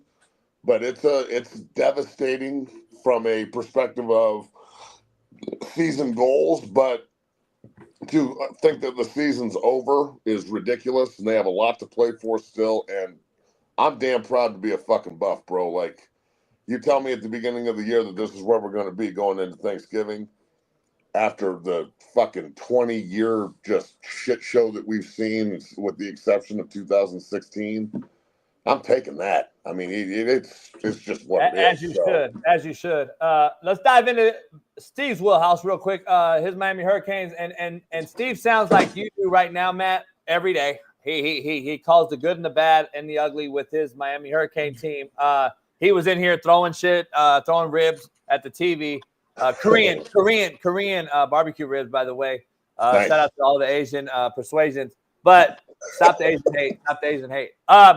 But he was like, man, this defense is bad. They're fucking badly coached. He's over there critiquing this whole thing. Steve, give us your takedown on this Wake Forest game, and then please discuss the ACC winning the ACC title. Well, one thing about Kansas. Kansas is about 20 plays from being a 10-win team. That's what I'm saying. They're good. I am a big Lance Leapold fan. I think one of the issues was if this season started, let's say, a month later for Jalen Daniels to truly get healthy, because he was not the same player as he has been the past 5 weeks. And they lost games in the last 30 seconds against Arizona State, They had Kansas this rain State. delay against West Virginia that disrupted their momentum. I thought they outplayed another team or two. The UNLV, they let Sluka have an 18-play last-second drive. Then Sluka thinks he's Mr. NIL. You saw what happened there. They're the best 6-loss team I've seen in a very long time. And I thought one of the keys was defensively, you knew Travis Hunter was going to get his. But they have two guys that could play in the NFL at cornerback, Mello Dotson and Kobe, not that Mamba Bryant. Those guys are tall, lean defenders. They can run a little bit. And I said, let Travis have his 100. Make sure that Shepard and Horn don't go crazy. And that's essentially what happened. It's really a shame for Kansas. They're going to have 30 guys leave the program. And I thought this could have been a Big 12 team if Jalen Daniels had another month to recover. But that said, your record is your record. As for Miami, look, it got a little bit better in the second half, but let's face it. They didn't exactly play a Sam Hartman-led Wake Forest team. Okay, there was no A.T. Perry outside. And I'm going to say this again. Cam Ward needs to play routine, fundamental football. Stop looking for the Heisman moment. It's selfish, and it's not a critique. It's an observation. He's been great. I'll look fondly at his 1 year at Miami, but if he just takes his checkdowns, this game becomes so much easier for the Miami offense. Is that defense able to beat an SMU team? I mean, he won 42-14. That's pretty good. Yeah, but Matt, it was 20-14 into the fourth. That score's a little bit deceiving, to be honest with you. Can they beat SMU? They could beat them 55-40. I mean, this is what I expect from the Miami defense. Be average. That should be their every team has like their own hashtag or be slogan. Average. Be average. Look, I've said this and I'll say it again, Matt. What is taking place in the Miami back seven cannot be fixed till recruiting and player acquisition. In other words, we're going to have to pay for some cornerbacks. That's the truth. We are not suddenly going to become the 2001 Miami Hurricanes. So they get Damari Brown back, who's their best cornerback. They made some changes. Right. And look, they're getting some injured players back. But, Matt, here's the issue. In football, if you are not great, you can't be bad. And one thing that I've noticed about this team, they do not protect or set the edge very well, and they let way too many plays bounce outside. When I watch a defense and you have more than one play bounce outside, I say that's a bad defense. It's a bad defense because a good defense never allows that to happen. Now, I do like this. They benched a player who got a pretty good NIL finally because he was not playing the run very well. Everyone knows the name, and I said, you know what? I think the coaching staff finally said, I don't care what we're paying him. Get the other guy out there. I believe there's more pressure on coaches nowadays to play players that are a liability because you paid them. I think that I've actually seen it more than once, and I'm thinking, why is he out there? And I'll tell you why. Because you want to get value for that NIL. It's pay to play. So, look, Miami got a little bit better in the second half of that game. Syracuse is going to be an issue for two reasons. Fran Brown will have those guys playing like maniacs on their senior day, and Kyle Honda McCord can throw the ball. He will test this secondary. They're going to have to score about 45 to win this game on Saturday. Damn. Yeah, you bring up the 01 Hurricanes. I played on that 01 CU team, and I wish we would have played them in the Rose Bowl. I'm not saying we would have won, but we should have played over Nebraska. We fucked those people up. So the old BCS, you remember how much of a shit show that was? Yeah, I do. God, dude, BCS was terrible. Was BCS worse than – was that the worst system? I don't know. I think Steve froze. Steve, there you go. No, I'm here. All right. I don't know, Matt. Let me ask you. I saw your tweet, though. Bowl game matchup. You would be happy to play Nebraska again. Oh, that'd be dope. Yeah, man. I don't think it'll happen. I don't know the way all that fucking lines up. But, the Alamo Bowl, with Alabama losing, maybe that's a matchup. Or they're going to give Coach Front someone awesome. I don't think – I'm torn on this. I don't think that Shedeur and Travis will sit out. I think they'll play. Well, really? I think they'll play, honestly. Yeah. Wow. Here's the thing. These bowl games now that are non-playoff are now becoming extensions of winter conditioning and spring ball. That's true. And that's the truth of the matter, because if Miami doesn't make the playoffs, Cam Ward's not playing. He's not. He's going to IMG to train for the draft. I mean, it's still important, and it means something. Those big bowl games, that aren't playoff games are still cool. You got to just, not everybody's going to make the playoff. And we'll see. We got another week in the season. Matt, so I agree with God you, knows. but to change the mindset of today's player, I think is so difficult. And it all started with Christian McCaffrey. I'm telling you that there are so many players now being advised. Someone's in their ear saying, "Hey, kid, if we don't make the playoffs, Yeah, they shouldn't play, bro. Like, I'm not saying they should. Well, I'm saying I think Shedeur and Travis will. Steve, I kind of agree. I don't think Dion would allow that to happen. I think he would take too much heat. Like they'll be like, "Oh, you're not going to make your son and your other extension of your son." But that criticism would be unfair given the fact every other team and players are doing it. I think Dion takes too much heat for two things. Number one, the transfer portal. Everyone uses it. That's how Signetti got good in 1 year. Mario Cristobal did a really good job with it too. He dominated the transfer portal. You're not going to be Dabo Sweeney and get to where you want to be in 2 years if you want to do it that way. And the other thing is, look, if players sit out of a bowl game, that is beyond the coach's discretion nowadays. It's not their call. Not anymore. It's player empowerment, right? Well, look, if you're a high draft pick or somebody that's got $1 million on the line or more, I wouldn't play either. What the fuck? Right, so that's why I'm thinking the fact that Travis and Shedeur, you think they will play? I don't. I think they will. Okay. I want to see him play. I would be. I'm not saying I don't have any insider information. I just think that I think they would go play. This thing has changed so much. I remember in 1988, Barry Sanders had the greatest single year of any player I've ever seen, 2,600 yards, and they played in the Holiday Bowl against Wyoming, and there was never a question he was going to play. The flat out, and he had 240 yards on 18 carries. I was it was funny because every play they'd show his dad, and his dad flat out said, he goes, "Look, we're gonna make a deal here. We're gonna make the money. I'm not climbing another roof as long as I live. Oklahoma State's not making all that money. We are, but they also said we have one more game, the Holiday Bowl. And that's the way it was back then. It's not that way anymore, though. That was one hell of a year. Heisman. 2,628 yards, I think in an 11-game season. It's pretty cool that the Heisman's coming back to Boulder. We only got 194 with Shaun Salam. So the fact that Travis Hunter's about to bring the second Heisman to Boulder is fucking incredible. I'm pumped. I don't think he's a Heisman, but that'll be a whole nother discussion. Let me ask you this. Heisman, dog. You may not think he's Heisman worthy, but he's winning the Heisman. This is not a debate anymore. Really? Let me ask you this. It's over. The game I want to see? I want to see Colorado play Boise. Oh, that would be awesome. But Boise's going to the playoff. But do you think Genty's going to play, though, if it's just a bowl game, if it's just a bowl game? Those two, and I think there's Heisman implications in that game if they were. That's the only reason I say it. Well, Heisman will be done before they play. Right. Isn't it after December 14th? You still got a couple weeks of football here. It's before the bowl games. Right. Yeah. No, I know that. What I'm saying is for the football guys to go see that game and say, you know what, that's the Heisman. Even though we already Boise's going to the fucking playoff though. They could. Them are Tulane, right? Them are Tulane though, right? Yeah, but Tulane can't get in if Boise keeps winning. They're only taking one group of 5. That Kansas State loss kills Tulane. They outplayed Kansas State and they let the game go late. Tulane's a good club, though. Boise's going to win the Mountain West. Colorado State had a chance to clinch their spot in it the other night, lost in Fresno. So they'll probably still end up playing CSU. We'll see. But I think, Colorado State will give them a game, but Boise is the best team in that. I think Boise – does Boise have to play UNLV again?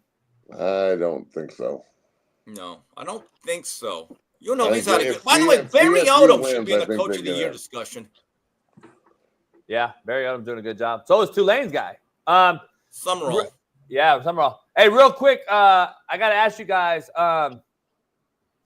about this whole playoff thing and this Colorado thing and Miami. Miami has Syracuse, correct?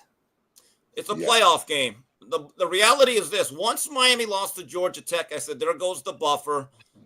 Being realistic, the ACC will probably get one team in, whoever wins the title. So last week was a playoff game. This week's a playoff game. And if they get to Charlotte, that's a playoff game. Then they'll be in the playoffs. I think Miami fans got to stop whining. If I hear another Miami fan whining about the rankings, I'm going to be like, bro, guys, have you seen our schedule? We're supposed to go Who undefeated. cares about rankings right now? Just go Yeah, win football games. Right, and Matt, the reality is, if you win your conference, you're a top 4 seed. Yeah, who gives a shit? So, who gives a Tiffany fuck to what we're ranked right now? So Miami has to win. ACC and go get a fucking bye week. Right. So the reality is this: Miami's been playing college football playoffs since last Saturday. That's the mindset that Mario Cristobal should be preaching. It's like, hey guys, if we lose another game here before December 7th, it's over. It's hey, really by the way, black or white. If UNLV wins and I think Colorado State loses, Boise and UNLV will have a rematch for the title. Ooh, that'll be a tough game. They played a good game there a couple of 5 weeks ago. Came down to the wire. So you are worried a little bit about the Syracuse club? Yeah. Have you seen our defense? I mean, there's the old saying that defensive travel. You know what really travels, guys? Bad defenses. Because they get worse. Now, look, the one thing that I do like stylistically is Colin McCord's a pretty good pocket passer. And one really bad game against Pitt. It happens. But he is what I'd call a pocket passer. Miami, if you can win on first down, you get the 3rd and long. Now you have some pretty good pass rushers. That's where Ruben Bain and Messidor and hopefully Elijah Alston plays. Now you start to see the style of game Miami wants to play. It's a fast track. They're playing at the Dome. But this is a game where Miami has to score 45. But this is what I think. Miami needs to run the ball a little bit more. They found something in that young freshman, Ground Jordan Lyle. That's the best-looking young freshman running back at Miami since Duke Johnson. And he gives them a spark. He hits the hole quicker than Martinez, better long speed than Fletcher. He has unbelievable contact balance. So I thought we got a little bit too pass happy, and Cam still, to me, does not always play within script, and it hurts the team. But look, score 45, and they'll win the game somehow at that point. Yeah, I agree. Here, let me ask you guys something, Deal. Let me ask you something. Auburn lost to Cal. Mississippi State lost to Arizona State. Mississippi State lost to Toledo. Is the SEC really the best conference? And is college football really just watered down? Because again, I got to ask you, if you look at the SEC schedule and see the teams that they lost to this year against other opponent conferences, you'd be like, is this really the powerhouse that we thought they were? And I don't know if 5 teams deserve to get in the playoff. 5? Okay. Well, I mean, mean, trying to get 4. No 5. Look, I mean, they're actually trying. Matt, here's the thing that's ridiculous. Steve, you just said one ACC team will get in. You just said one. Well, that's okay. Well, that's the reality. I think only one Big 12 team's going to get in. Well, that's the reality too. Look, they're trying to legislate it because they had a meet. The Big 10 and the SEC are trying to create a duopoly, where basically they're saying, hey, every year we get 4 teams in. Okay, so they're basically trying to create the Big 10 SEC Invitational. That's the reality we live in. But this year, the SEC's a little bit down. I mean, the fact that people are still trying to find a way for Alabama after that 24-3 drubbing by a 5-5 Oklahoma team. It reminds me of these Kamala Harris people. Well, if we win this state, we can still win it. No, it's over. It's over, bro. It's over. Okay? America spoke. It's Trump. You ain't winning. They're at that state. They've called Pennsylvania. Sorry. Yeah, and one more of these. Yeah. Hey, by the way, California. Hey, by the way, like they shouldn't even be in the discussion. They lost to Vanderbilt. They got skunked by. Come on, guys. Alabama's a great program, but damn. I agree. Hey. That's what I'm saying. Let me, and all the Bama fans. South Carolina. Now that's the 3-loss team that I think and even though they lost to Bama, if you're talking about momentum, South Carolina is a hell of a team. That LSU loss kills them right now. Yeah, it did. That LSU loss is brutal. Hey, but you don't think football's watered down, though? Look at this. No. Look at this, Steve. Look at that. I call it Auburn beat Oklahoma. Oklahoma drubbed Alabama. I mean, this is watered down. They're prideful, bro. The Norman, they have a lot of fucking heart on senior day. They're not going to lay down. I don't think it's watered down. I just think I agree with you. It's just crazy. Like college football's fucking nuts, man. Last year was equally as crazy. It's always nuts like this. Hey guys, I have a question. You guys played football. Is it time for Kalen DeBoer to have us talk with Jalen Milroe? Jalen, you know I like you, but here's the thing. If you're going to be on next year's team, you better get out there and start practicing your go route for taking handoffs, or you can transfer for the draft. Yeah, but at what position though, Matt? I've said it for a while. He's not a drop back passer. I'm not saying he is, but I'm saying he'll probably go first round in the draft to someone. You think he's a first rounder? Probably. I mean, he's a quarterback. Wow, that's watered down then, Coach. Anthony Richardson went fourth. He's terrible. Yeah. Anthony Richardson went fourth overall, and he's maybe the worst quarterback I've ever seen, ever. He's a great athlete. Matt, he can run people over, but 11 for 28 yesterday? Jesus Christ. Matt, he passes for a good batting average. 330. It's like 10 Hey, Smitty's not here. Smitty's not here to defend him. Smitty's not here to defend him. I'm not attacking Smitty. The Anthony Richardson is awful. Oh, Matt, here's what you like. It's fucking terrible, dog. It's Matt, unbelievable how bad he is. Hey, Matt, I got one for you. I'm going to bring this up with Whitlock later. Rookie of the year, Bo Nix. Right now, it's Bo Nix. He's doing really well. It is. I love Jaden Daniels, but right now it is Bo Nix. He is in control of that game, and you could tell Peyton has found his Drew Brees 2.0. Well, good, because the Broncos have been starving for a quarterback for 10 years. Hey, and Peyton said it. Peyton said it. Give him credit. He said that's why he's drafting him. And so it is what it is. He's done a hell of a job. He's a great quarterback guy. But look, can I dive into something anyway, real quick? I know, Steve, you got about 10 minutes. Matt, I appreciate you guys coming on. Let me ask you something real quick, though. Can we stop with the automatic NFL MVP going to the quarterback? Because last year I thought CMC got wish that they would stop doing that, yeah. CMC got snubbed last year, and I believe Saquon's going to get snubbed this year. Saquon Barkley is the best football player in the last NFL. Night. That was fucking nuts. He's the best player in the NFL, and it's not just a matter of scrimmage yards or what he does in the backfield. It's what he does is contagious. His great personality. He's a hell of a character. I know for a fact from James Franklin. He's like one of the greatest humans. And then he goes and celebrates. The first guy he goes and picks up is the running back Gainwell, who scored his first touchdown of the year, because the kid is selfless. He doesn't give a shit who scores. That is contagious, Matt, as you and I know. And the best player being the best person is going to take this Eagles team a long way. I got to ask you guys, are the Eagles serious contenders to beat the Lions in the NFC right now? Or is it a two-man race? Or they might be the only ones. Yeah. Packers, I think, are still okay. But by the way, I think Saquon Barkley should not be angry at Joe Shine and the Giants. He should thank them. If you're on the Giants, appreciate it. I'm out. Yeah, I mean, you gave him freedom. And hold on, if you're Saquon Barkley, you have about 3 years left in your prime, right? And you say to me, hey, Saquon, here's the thing. You get to go to a much better team and actually play for a Super Bowl, and you're going to get your money. I would just put my hand out and say, thank you. Thank you. Good luck with what you're doing. Seriously. Yeah, I think Saquon is special. I mean, there's no doubt he is unbelievably athletic and explosive, and his leadership ability and the way he acts, his character is contagious, and that's good on that team because Sirianni's a little up and down, and like it's good to have a fucking mellow force that's one of your leaders, especially in Philadelphia. It seems like he can calm down everybody. He's fucking special, bro. There's no doubt about it. I hope he wins the MVP. I hope someone other than a quarterback wins the MVP because it's needed this year. Like, this is one of those years where quarterbacks are just kind of and there's a lot of other really good players out here that are deserving of a little bit more shine and hype, and we'll see what happens. But I'm sure Josh Allen or somebody like that will win it. You know what this proves, though, guys? And I think this will help Genty in his pocketbook. Running backs still matter. They're starting to again. Yeah, they're really becoming important. That's true. Well, and they always have been, but it's more so now. I mean, people are saying, is Jared Goff the MVP? And I said, not over Montgomery and Gibbs. Montgomery and Gibbs make that offense run. Sonic and Knuckles?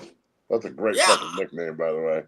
I mean, those guys, look, and I give Goff credit. He's one of the few quarterbacks that can play directly under center and actually execute play-action concepts and throw on time with precision. But this has been the case with Jared Goff going all the way back to Todd Gurley.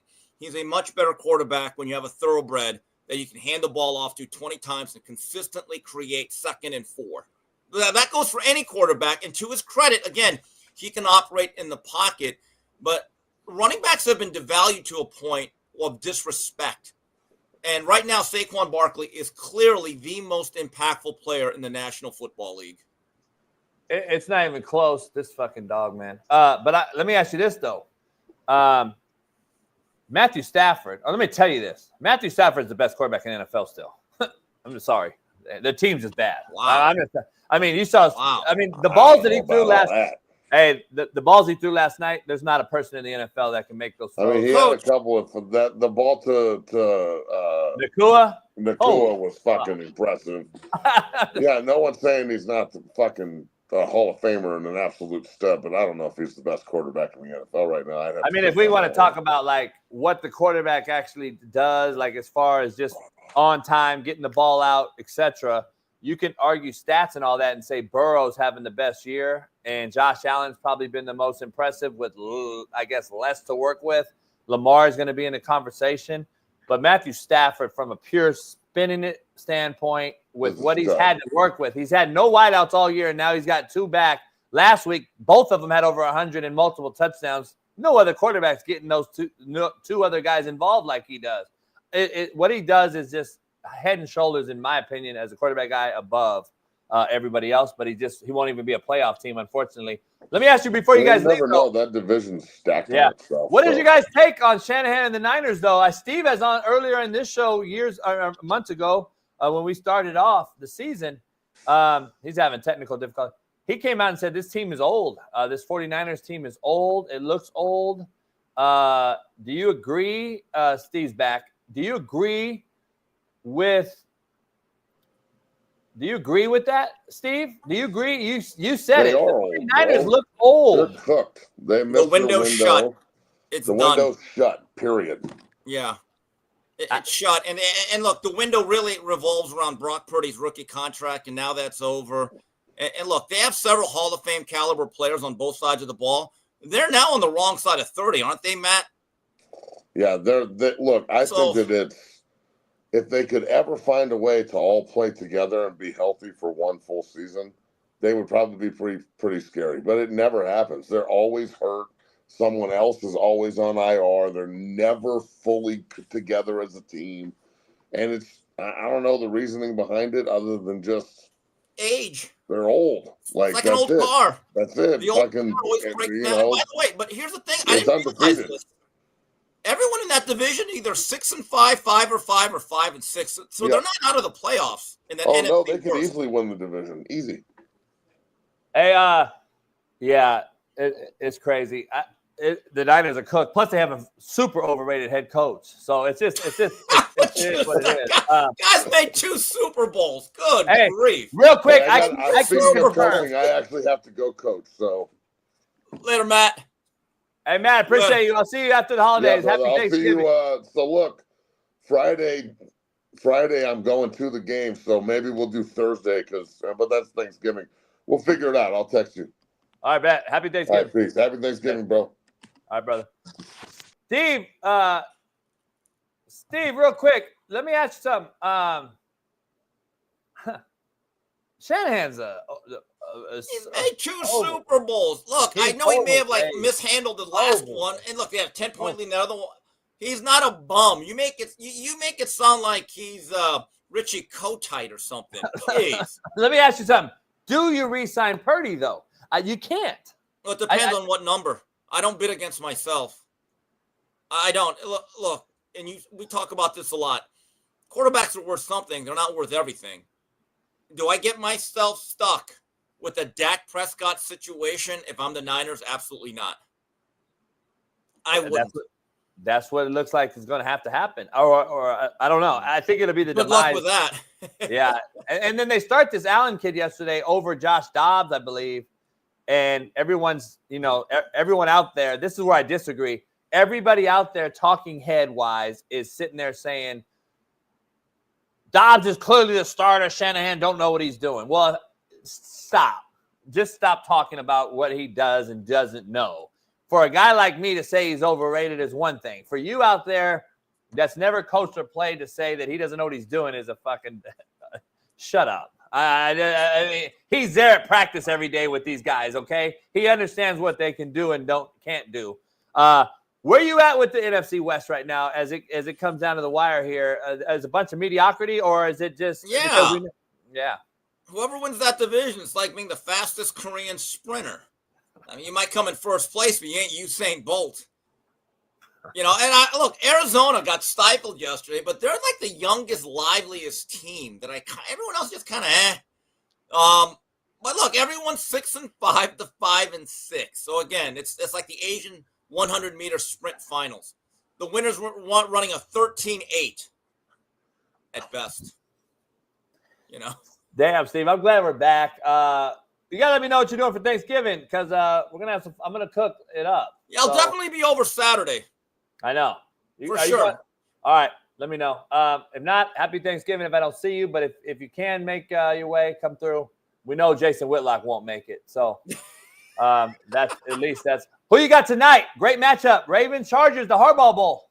You know what? I almost feel this is a must-win game for Baltimore. Yeah, they should not have.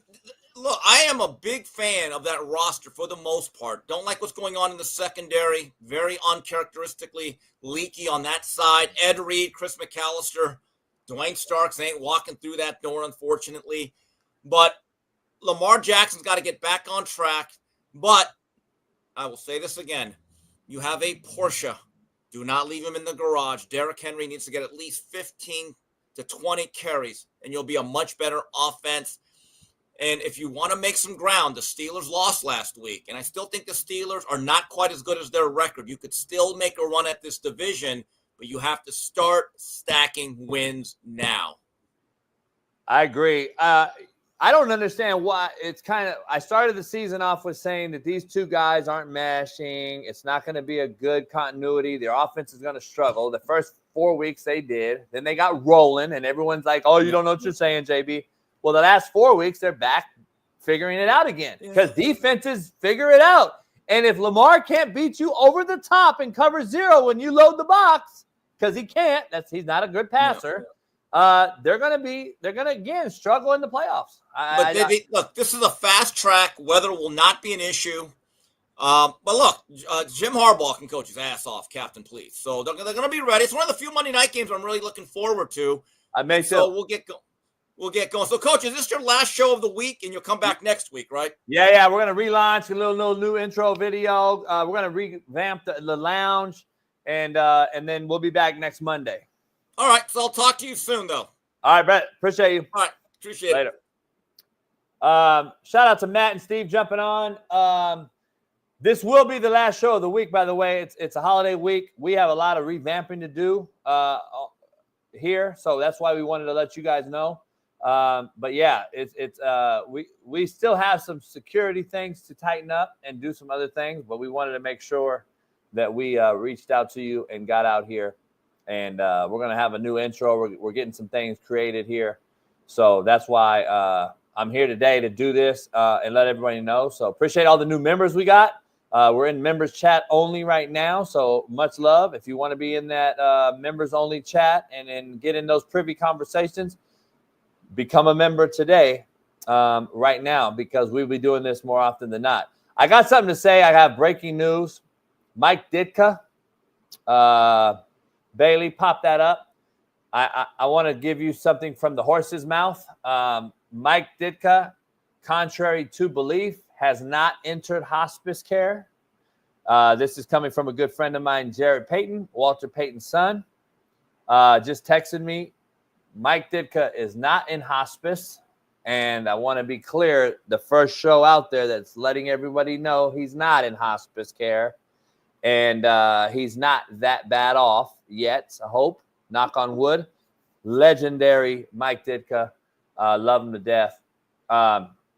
He's not in hospice care, so I'm just throwing that out there, contrary to belief of other people commenting and making these allegations out there. He's not in hospice care, per Jarrett Payton, Walter's son, who's been on this show several times, who's a good friend of mine. So just giving you that insight real quick on that. So that's just keeping that out there. Let's talk about the Chiefs real quick, Bailey. They struggled again last night. They got a win with a field goal, but listen, I'm going to be one of the guys on the other side of this fence. Queendom, stand up. They're 10-1. You can't fake 10-1. I'm sorry. This is the NFL. It's not watered down college football, even though I think football overall is watered down. The NFL, this is probably its worst season I've been a part of as well as college. I believe both of these are some of the worst football leagues and teams and programs and organizations that I've seen in a long, long time. But they're 10-1. Now, this is the NFL. Bryce Young got up, took a piss or a shit, showered, shaved, tied up his shoes, one pant leg at a time, the exact same way that Patrick Mahomes did. And they all got a check on the 1st and the 15th of this month. These are paid professionals that are going to show up, okay? I'm just going to be honest. As you witnessed yesterday with the Dallas Cowboys, who everybody says tanking now, and they rather hear, Micah Parsons' podcast. They showed up and beat a Washington Commander team who's hitting a little bit of a wall. Jalen Daniels doesn't look as good. The special teams is one of the worst in NFL. The Commanders' special teams lost them 2 weeks in a row, in my opinion. But the Chiefs to be 10-1 still in the NFL. People act like the Chiefs are 10-1 and they're playing college teams. They're in the NFL, people. And listen, they're the worst team covering in the NFL. Yes. Every game they play is under 7 points. I get it. But they're 10-1. They're 10-1. And that means something later in life, which means the playoffs. This team figures how to win games, where on the other side of one of the great teams that we thought this year was going to have, the 49ers, who played this team in the Super Bowl last year, figures out how to lose games. This team figures out how to win them. The Niners figure out how to lose them. That's the difference in Andy Reid and Kyle Shanahan. That's the difference in what a winner does and what a loser does. Period. They're going to go get a bye. They're going to play at home. They're going to play, who knows? They might get Burrow and the Cincinnati Bengals if they can figure out a way to win some games and get into the playoffs. They may get fucking the Texans. They may get somebody like that at home. It is what it is, man. They're a team that's still 10-1. Okay? Put this in perspective. This Chiefs team's 10-1. And we're all out here worried and talking about how they're not very good and they're barely getting by and they barely beat the Panthers and all this. The Detroit Lions are 10-1. And we're out here swinging and slobbing on their nuts because it's the first time they've been 10-1 since 1930. And we're over here calling the Detroit Lions the greatest thing since sliced bread. And we're calling the Kansas City Chiefs overrated. Put that in perspective. They're both 10-1, people. One program and organization has just been so bad for so long. The other one's used to winning. The DraftKings, FanDuel, fantasy drafter out here, who are probably all non-members now in an all-members chat, shout out to all of you, is out here. Oh, the Lions are the best team ever. No, they're not. Shut up. They're playing really good until Jared Goff has to play somebody that's going to hit him in the mouth, and he becomes Jared Goff from the LA Rams again. So when he becomes Jared Goff for the Rams, and everyone's going to say, I'm just telling you, that's what happens, okay? That's what happens. So it is what it is, man. It is what it is. Real quick, there's a video out there before we take a commercial break, and we'll come back with E-Dub, Eric Weddle, Super Bowl champ, to wrap this great Monday resurgence because I'm back, bitches. Shout out to all you members. If you're not a member and you want to get in the chat and take callers and do all those things and have private conversations, go into the Discord, Slap Nation, on your Discord app, download it and find Slap Nation and become a member of that as well. I want to be clear. I've said it on this show before, and I continue to tell y'all, but what do I know when I say there's a few coaches in college football that are absolute shitbirds? They don't care about the kids. They're pieces of meat in the meat market to these coaches. Luke Fickle's one of them. I told you that. I've had these engagements with this motherfucker. And I don't know if you saw this yesterday or Saturday, but take a look at this game here. That's Luke Fickle talking shit. Cops go after.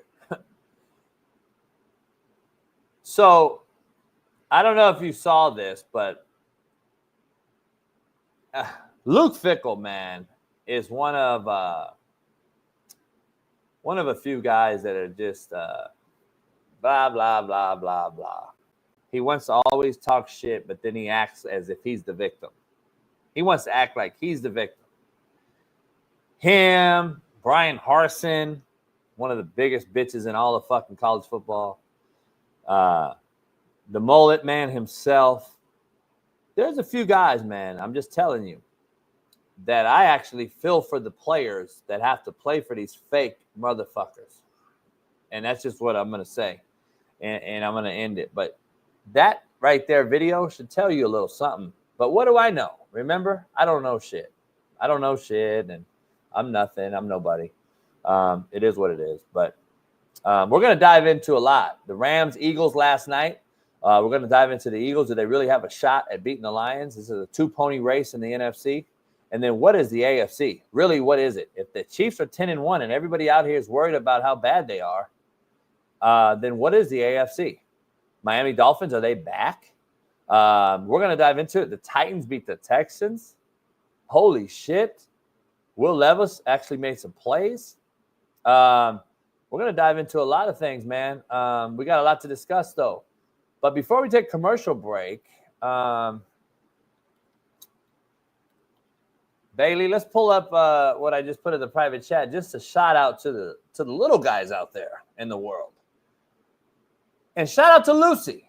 The FCS is here. The 2024 FCS playoffs are here. Who doesn't like a good FCS playoff? We used to call it D1 AA back when my day. The FCS is here, man. Montana Grizzlies, who used to run the show, are a 14 seed. Playing Villanova.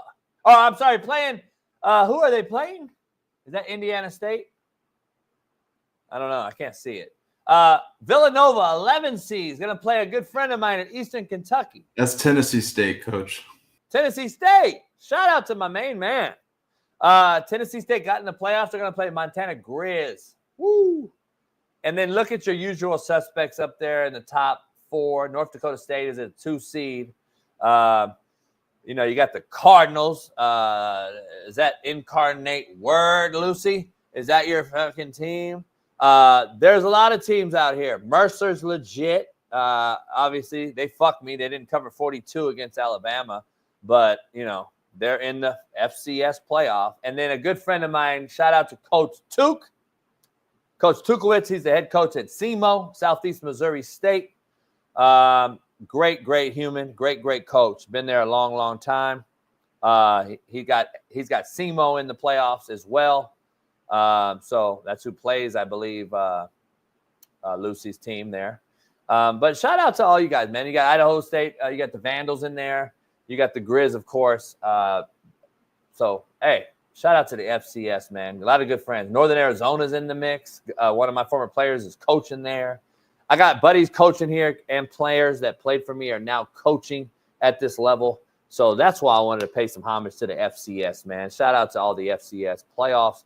And D2 is actually started getting going too. Look at Bailey, man. D2 playoffs are here as well, man. And I'm just going to tell you right now, Harding, I believe Harding will win the whole thing at the D2 level. They run triple option underneath center. They put it on Central Missouri State, who's a big-time program. I believe they ran for 500 yards on Pitt State, who's a known national powerhouse at the D2 level. Now, remember, UCO is Central Oklahoma. A good friend of mine's there. Pueblo, Colorado State University Pueblo. Good friend of mine is there. Great program. Been there a long time. Won a natty. Kutztown is always good. Lenore Ryan's always good. Got some good teams. California, Pennsylvania is in the mix. Always good. And then Western State, Colorado getting in the D2 playoff. Shout out to the old RMAC. The old RMAC who used to – I've never lost against them, by the way. Undefeated. But shout out to the old RMAC. And shout out to the MIAA who don't have a lot of representation in this D2 playoff season other than the UCO, Central Oklahoma. It's kind of ironic to see that. And then hearing that Northwest Missouri, one of the most prestigious Division II football programs in America, is actually looking for a head football coach right now, along with another Kansas, used to be pretty much a powerhouse as well, Washburn University, the home of the Ichabods, if anybody knows, are looking for a head football coach. So the MIAA, man, is the SEC of football, of Division II. And shout out to the FCS and the D2 playoffs getting underway. Shout out to the little people out there, man. That's why this is the realest show on planet Earth. And let's take a commercial break, man. We'll be back on the other side. I'm going to go get me a coffee. And E-Dub, Eric Weddle, Super Bowl champ, will join us on this Get Back Monday, Merciless Monday, Madman Monday. Make no mistake Monday. Whatever you want to call it Monday. We're here on the realest show on planet Earth. Become a member today. Pound that like, subscribe. We'll be back in 5.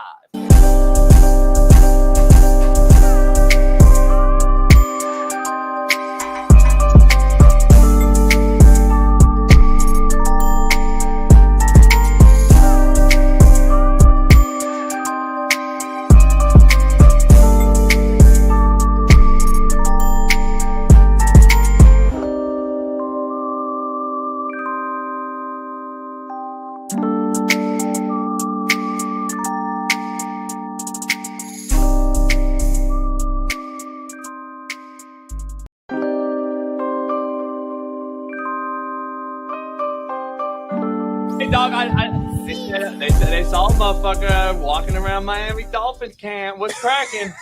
You trying to play? They capping. Uh-oh. To Texas, to California.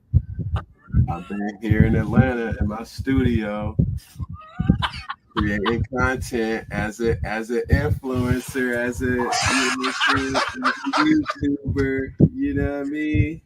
Oh, shit. Hey, lying, that's crazy. It's great to meet it, just make shit up, huh? Yeah, I've been telling you, ass. You know how it go, bro. They look at what's hot, what's popping. And I think one of my missions being in media is you still have to vet the information. These days, they want to be the first to post. Hey, I said it first, blah, blah, blah, not having any truth or merit to it. And it's like, my girl hit me yesterday, said, motherfucker, you in Miami? You in Charlotte? Hey, yeah, that's real. Hey, girl gonna find out. She gonna be like, where the fuck you at? FaceTime, hey, where you? I thought you said you was Because a lot of people live vicariously through you. So what happens to you, it also happens to them. So even your outreach, they like, yo, congratulations to Cam, blah, blah, blah. Hey, hold on. Let me make sure he ain't, you know what I'm saying? So I definitely heard it. I definitely seen it. And this is a fedora that I have on, but what most people wear on their hat, this was a definitely cap situation. You know what I'm saying? Capping. Hey, I told people before, I was like, man, I recruited Cam years ago before he went to Blinn, and you signed with Franchione's kid, and I was like, man, I was trying to get that motherfucker to Compton, boy. Your take with Tyreek Hill getting pulled over. Smitty and I had a huge argument about it. I saw your take, and I'm like, we had an argument, and then and I was like, does that go back to JUCO though? What you just kind of stated is saying, hey man, I got a different look. I got a different eye now on these folks with my skin tone and the motherfuckers that maybe they're not just what everyone else in the media uses as an agenda. I told Smitty and I said, when you got a kid, when you have a daughter or a son, and you got a different lifestyle, you'll tell that motherfucker to keep the motherfucking window down. 100%. And I think it changes people's mindset. And Smitty young, Smitty 30, and he's like, well, still, two things could be true. It didn't have to happen afterwards. Like, well, yeah, but it would have never got to that point. And I think that was your take as well. But does it go back to JUCO looking and saying, you know what, Franchione was a white boy, and he actually looked out for me. It's not just, do you look at that now as a grown man and say, that might have changed my thinking? Well, that's a whole loaded question. The first, I will go to the Tyreek situation. Man, I love Tyreek, bro. A Georgia boy who, you know, I have the utmost respect for, and his skill set and talent, right? When I look at my takes as a sports personality now, covering sports in a football adjacent show, so to speak. Yep. It's my job. I looked at it like I was the OG in the locker room, where people don't say it, but they always want to hear what you got to say, right? Yeah. And when I analyzed the whole situation, I was one of the million people that heard and got the ESPN update on their phone as I'm walking into church, and I'm like, what? Hold up. So, do we have footage? Do we have this? And then when you see the initial footage of him on the ground, it's like, oh my God, what the fuck, right? Right. But when you get the whole police dash cam and you see what transpired and how it escalated and how it could have been de-escalated at times, he didn't uphold his end of the bargain. And as any true friend, as any true person that's in your social circle or any true teammate, it's your job to not just be the yes man, to be like, yo, bro, I'm not just going to be like, yeah, dog, you could have got fouled. Yeah, like, you fouled. Hold on. Yeah. Hold on, Tyreek. Like, my boy. Oh, you got out, bro. You could have handled that way differently too. And even with this situation, a lot of times cats don't be willing to lose a friendship because of the truth. It's like, yo, bro, I'm just here to report what I deem you to be and uphold yourself and your morals as a way. It could have been anything. Obviously, it was a police situation where I tried to give perspective for my children, right? And all children. But it could have been a domestic situation. It could have been, you know, you just acting as if you're normal in a club where you're being disrespectful, belligerent, whatever you want to kind of call it. These are things that accountability has to be held at all times.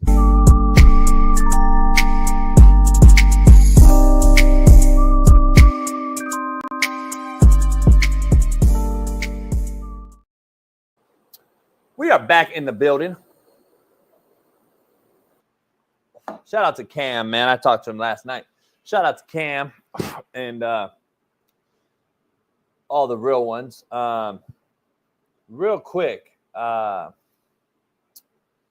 we might see if we get Shaun King might pop on here before E-Dub does. Look at this motherfucker right here. This slapdick right here just thinks he wants to put his nuts on my fucking chair. He knows that's my chair in the corner. That's like my chair over there. Then I got another one over there Steve Kim likes to sit on. And then my boys got their other chairs that we have. This motherfucker thinks he can go put his nuts on my fucking leather. That's the crazy part about it. I mean, unbelievable, man. And then he's sitting there and open one eye, and he'll look at me like, yeah, motherfucker, this is my shit. Fucking unbelievable, man. Unbelievable. But, hey, most loyal creatures in planet Earth. Most loyal creatures. It is what it is. That's who they are. Loyal to a T. Loyal to a T. And then I got to fake like I'm going to give him food to get him out of that chair. Like, he'll literally go in there while I'm fucking making a drink. He'll fucking jump on my chair, and I got to fight him to get him off. Like, motherfucker, man. I think Sean King is going to jump on, Bailey. He just texted me, so he'll hop on. He'll hop on here in a minute. Hey, man, we are rolling. Appreciate everybody, all the members chiming in. Members chat. It seems like everybody likes it. It seems like it was a positive. So shout out to everybody.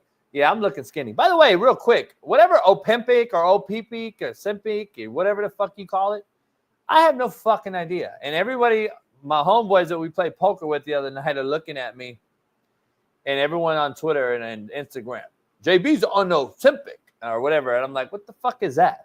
And my boys are all laughing because they know I've never even smoked a cigarette in my entire life, never smoked weed in my entire life, never took a fucking needle or an injection or snorted a line or you name it, I've never done it because I'm a leader. Unlike I am hip-hop, fuck whatever his name is, his following bitch ass. I'm a leader. And leaders create more leaders, not more followers. So I've never smoked weed in my motherfucking life. Never smoked a cigarette. Smoke cigars like a motherfucker. But the bottom line is, you think I'd really go do some fake, unorganic shit to get skinny? Nah, just cut out bread, motherfucker. You'll see it does wonders. Cut out bread. Stop drinking soda and juice. Drink water and don't drink during the week. Go do a few push-ups and some jump rope. You'll be shocked. You'll be shocked on what will happen to the body. And throw a little,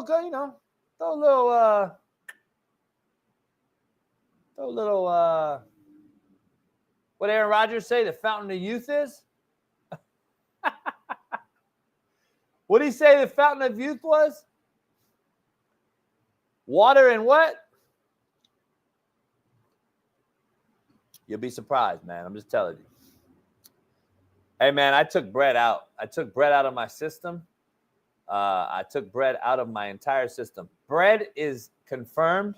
It is the devil. Bread is the devil. It fucking tires you down. It bloats you. All the starches in it, all the shit. It's just a heavy fucking thing. And the only good bread out there is bread that you actually make. And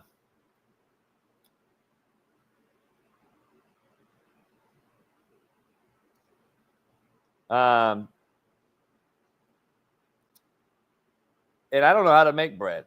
Never tried. I don't want to make bread. I don't really want to make bread. Don't. Shout out to Trump, though. He said he's going to make Coke, all natural sugar Coke. Or RFK, my bad. He's going to be the health advisor. I love to see a man that actually works out as our Department of Health instead of a made-up human that looks like a fucking wobble body pile of shit. I think it makes sense, doesn't it? Shout out to Trump's team, man, that he's creating over there. He's got the, like Steve Kim said, man, it's the fucking dream team. He's creating a dream team over there. Johnny Cochran, O.J. Simpson ass team. He's creating a dream team. Shout out to him, man. Shout out to Prize Picks, Bet US. Shout out to Skybox. Shout out to Winnable. Shout out to all of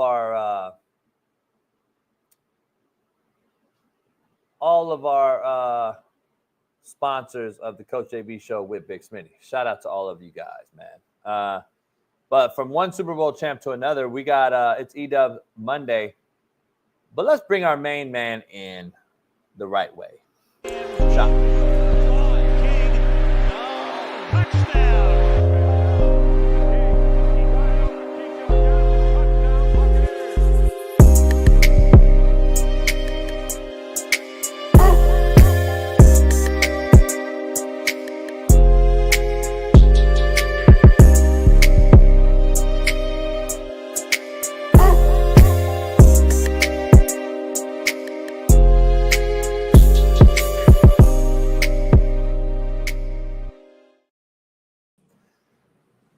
Yeah, I like that. I like that dog barking. Woo, woo. If you hear it. I finally could hear it.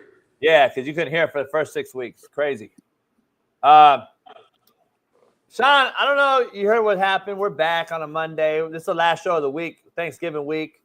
So I just wanted to get everybody out there. We got an all members only chat right now. So the chat may be a little more controlled for you today. So you probably have a little more fans than you normally would have today. No. Smitty got less haters. That's going to be the only difference. That's a good point. That's a good point. You just got rid of some of Smitty's eggs. My homie said, "What's up to you?" I don't got no problem with your dog, man. I like your dog. Your dog just don't listen. Only issue I got with your dog, man. Your dog too big to be hard-headed. He listening, dog. I told him to go sit over there in the chair. He's chilling. He actually took the chair. First of all, in black Southern homes, dogs don't be on the real furniture, dog. You know, this is a cigar lounge, though. This ain't the house. This tall tale number one. You've never seen him on my couch in the house. Stop telling me. I haven't. That's he know. They train, Shaun. They train to a T. No. They is not representative of how it really operates in that household. The one dog is very well behaved. The other dog is not. Who's they? You got two dogs. You know how Smitty be. Who's they? Yeah, you got two dogs. The older female dog, she's very well behaved. Got no problems with her. The young male, the one right there that sleep on the couch, no drawers on or nothing, booty hole all on the furniture. Then you want somebody to come over there and be in the same chair. The dog's not well trained, dog. We'll agree to disagree. Let's move on amicably real quick, though. Real fast before we talk about your Tulane Green Wave, who looks like I don't know if your Tulane Green Wave is going to be able to get by Boise. Boise may have to play UNLV, though, in a title game to get in, and maybe Barry Odom has something for a Genty this time around if they do make it in play. You worried about that? Do you think Boise has a clear-cut path to get in, or do you think Tulane can sneak in there? Well, we're the best non-Power 4 team. I think that's obvious, but we're in this position because of our inability to close out two games in the fourth quarter. We were tied with Oklahoma and had the lead on Kansas State in the fourth quarter. We didn't finish the game. So now we're at the mercy of somebody else's results. Hell, San Jose State, they blew it the other night. They were up 14-0 on Boise. They got like 4th and goal on like the Boise 3. Instead of kicking the field goal, going up 17-0, all the momentum's in your corner, they try and throw like a offensive tackle eligible throwback that gets stopped. Then Boise drives 90 yards and all downhill after that. Come on, Ken, you too experienced of a coach to make that mistake. Kick the damn field goal. Yeah, there's a lot of foolishness I see, man, out here by coaches, man. I don't get it. This analytical era is taking over football, and I just don't like it. Talk about Colorado real quick. We had Matt and Steve on together. Matt and Bailey will run the Colorado 0-60 pod later on today, 1 o'clock. Let me ask you, if I were to tell you that Travis Hunter is not the best receiver in college football and he's not the best cornerback in college football, why should he win the Heisman then? And what's your answer to that? I think he is the best wide receiver in football. I don't think he's the best corner. So you would take him over Burden at Missouri, the two LSU wideouts, the Ohio State wideout, the Alabama wideout, and our boy at Arizona? Yep. I think Travis is. I think he's the best player as far as like skill set. I think he's transcendent at wide receiver. I don't think that he's transcendent at corner. And I also think he never really gets tested because that's a terrible league for pass catchers. I agree. That's why I don't know how he is the Heisman winner. I think he's going to win by default because nobody else is really look at that legitimate case. Look at that, Shaun. Now, Ashton Genty is having the best season. But that's my point. Can a Boise State football player win a Heisman? I don't know, but Shaun, we got to be honest. We didn't think Marshall Faulk was going to be a great NFL player coming out of San Diego State. He didn't play nobody and blah, blah, blah.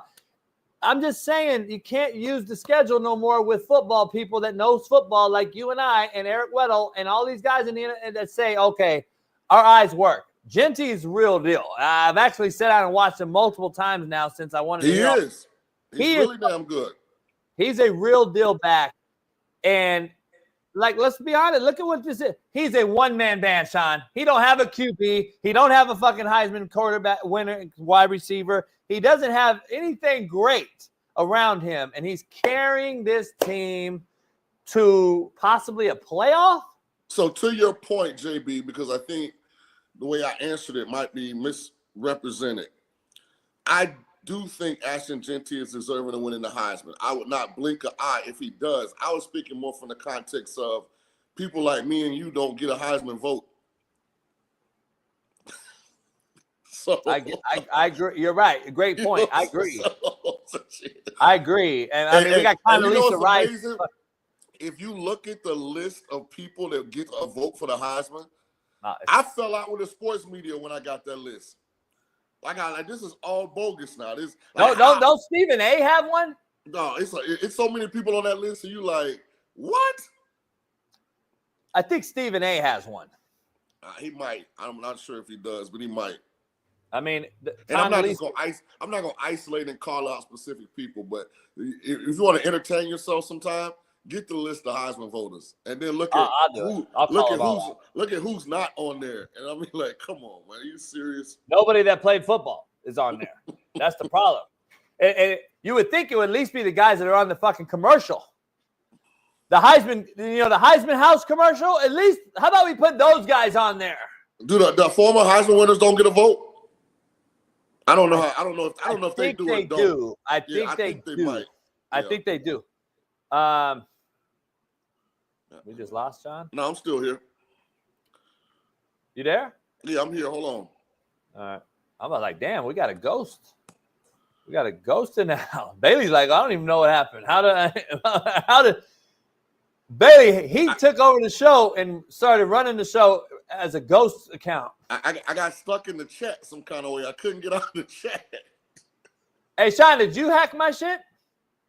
For what? I don't know. You just did some shit we ain't never seen. What benefit would I get from hacking the JB and Smitty show? Shit. Hey, they tried to hold my shit for ransom. Did they try to get you to buy it back? Not me. They were trying to sell it on the dark web for $20K. Oh wow! And let me ask you something. Some cats just aren't very smart. Okay, number one cat we're about to go touch. Number two, they try to sell 20 grand. Who's going to buy a channel that Google is going to eventually give back? Have you seen this idiot? Dude, I somebody hacked my Twitter probably about 2018, I want to say. And it took me like a year. That's him, by the way. How you going to show your face? How you going to show your face? That's who hacked your Twitter? He didn't hack it. He just no, hell no. This guy's dumb as a fucking bag of rocks. By the way, this is a Tulane Green Wave native. He's from Louisiana. He probably went to Tulane. I'm just kidding. He couldn't have got into Tulane. There's no fucking way. He couldn't have got into Tulane Elementary School. So how does he fit into the whole you losing your channel deal? What happened?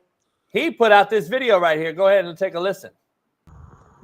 I just hollered at them folks who got the channel and the Twitter and the Gmail. They said they want 20,000, y'all. Homie. He said he hollered at the folks. He hit you with the homie too. I know. Hey, he said he hollered at the folks, Shaun. Hey, by the way, he hollered at the folks. You just incriminated yourself, you dumb fuck. Hey, man, that's one of your former JUCO players, man. I must have cut him, man. I must have cut the motherfucker. Oh, shout out to Tim, the base guy. If anybody sending that 20K, you never getting that back. No doubt. Hey, I actually made a little bit of money on the deal. But, it is what it is. Hey, shout out to all the real ones that helped me get all this shit back, too, by the way. It's good to know people. Shout out to y'all. Good, yeah, homie. Let's dive into something. I got to ask you something real quick. We got to stop making quarterbacks in a bad quarterback league MVPs out of default. Saquon Barkley. Saquon Barkley is the MVP of the league. There's no ifs and buts about it because the Eagles are not what they are without him because it has taken the full stress load off of Jalen Hurts, who I believe is to be average. It makes him not have to throw the ball as much. It doesn't put him in very precarious situations down the stretch in games that are tight because we run the football more than we pass it on this offense. They are clearly a 60-40 run-pass team. That's just a stat. They play great defense, and without Saquon Barkley, this team's probably 500 or less, I would argue. He's got to be – that has to carry weight, Shaun. CMC, I thought, got snubbed last year as a running back. Maybe Josh Allen, you could argue, last year. But we gave it to Lamar. This year, Lamar's in the mix, Josh Allen. You still got Mahomes in there for some ungodly reason. And Saquon shot up the betting odds last night to plus 600. Now I believe he's fourth highest favorite. Give me your take. Disagree, whatever you got to do. I know this is a quarterback-driven award, but god dang, he's playing unbelievable. So I'm trying to pull him up right quick. All right, so McCaffrey ran for what, 1,500 last year? Yeah, and I think he had almost 100 catches too. Right, and he didn't win it, and that was with 14 rushing touchdowns. Saquon won't win it because of the tush push. Explain because Hurts snags so many goal line rushing touchdowns from Saquon. Like, I felt like if he had those extra 5 touchdowns, he's going to be pushing, 19, 20 rushing touchdowns at the end of the year. He probably could do something that's hard to do, which is move the quarterbacks out of the way to win MVP. But because Jalen is probably going to have more rushing touchdowns or as many as him at the end of the year, it really messes him up statistically. But from the eye test, he's the best player in football. You got to think the tush push, like Hurts has, let me pull up right quick.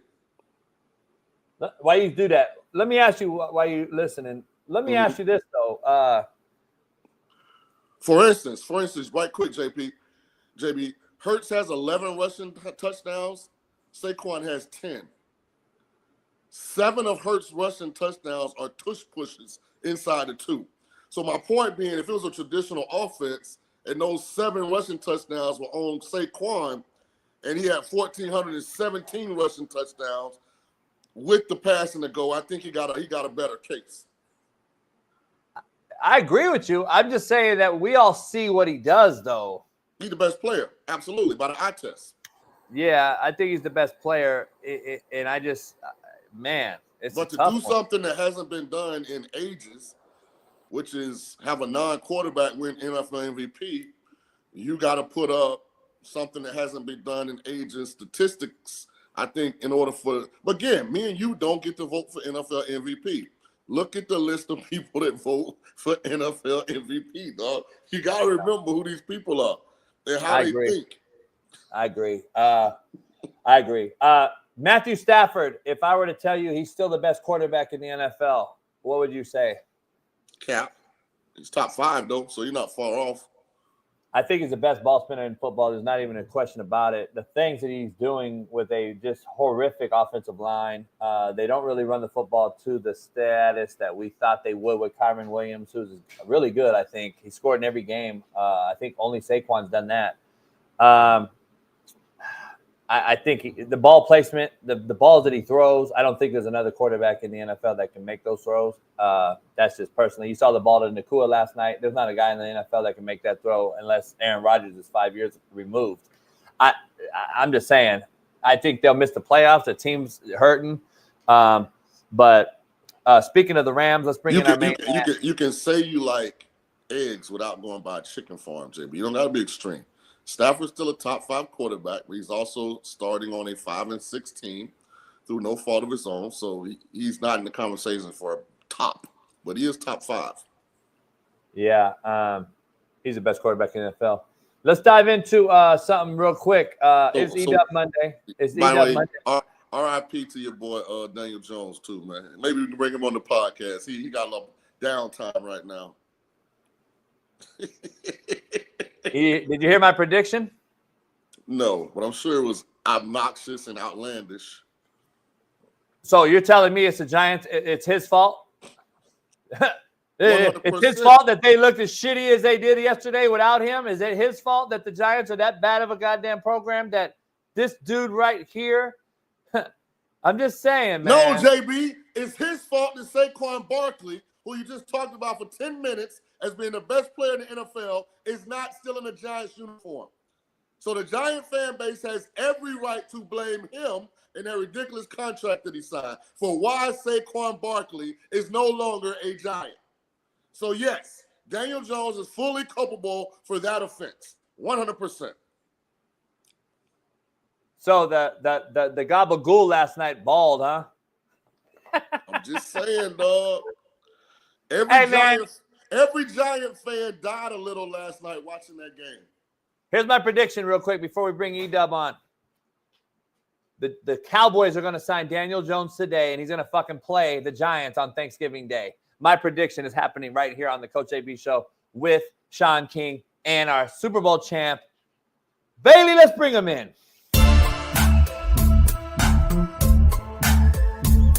Yeah.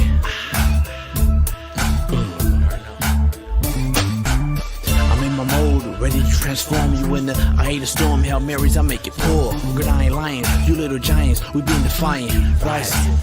What's the cost? Be the boss, breaking down the walls. We all in once the coin gets tossed. Got the plan of action, never acting. No need to scramble to get traction. We make it happen. From 3-4s to 4-3s, we get it cracking.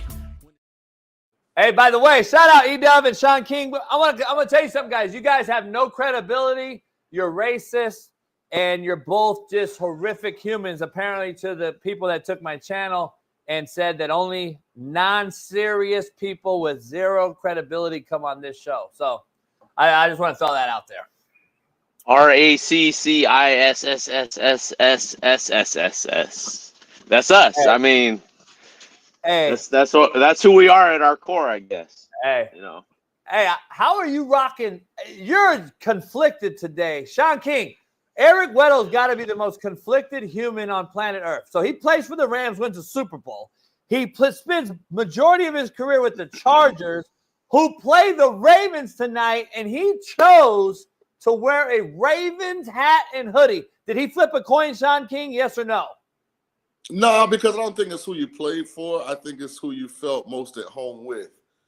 And I think he felt most at home when he was with Baltimore. That temperament of that defense, the way they played the game. He was always kind of an outcast with the Chargers. He's a little bit before his time with the Chargers. Kind of an Shaun, E-Dub was put on a all top 10 list at the Chargers history of the organization. No, he was a great player, but I'm talking about the temperament of the team. No, I know. The city. Like, when he was a player, I think he was more Baltimore, like the Wire, like that gritty, hard nose, like get it from the mud. Like, that's what they were on defense. The truth be told, I don't have any Chargers workout gear. So I have Rams and Ravens, and the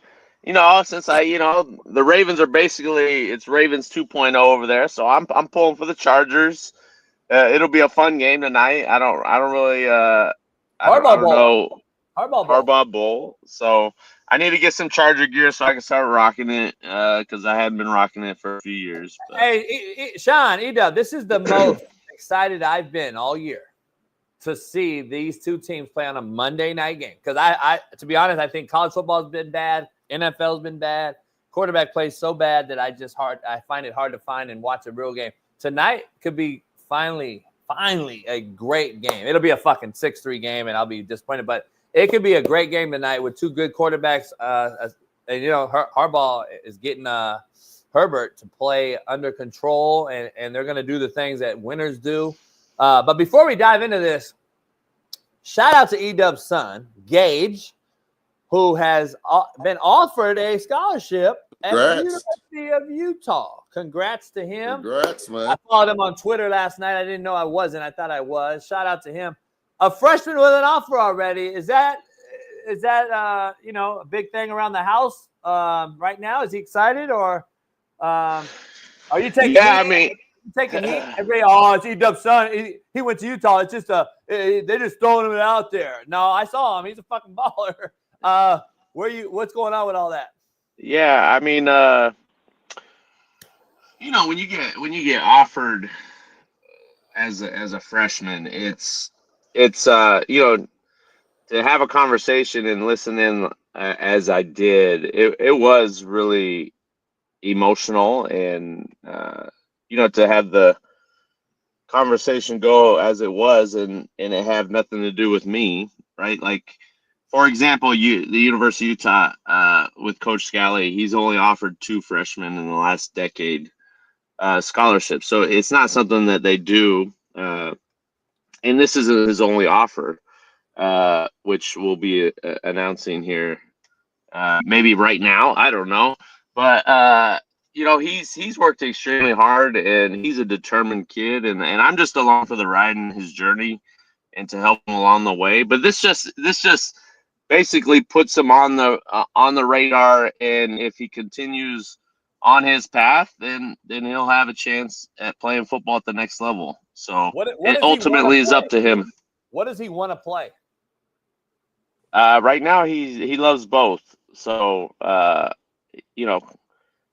of determines junior and senior year of what the colleges want, and then him deciding where he wants to go and the fit and the scheme, depending on if it's defense or offense. But he just loves ball and loves winning. So I'm all for it.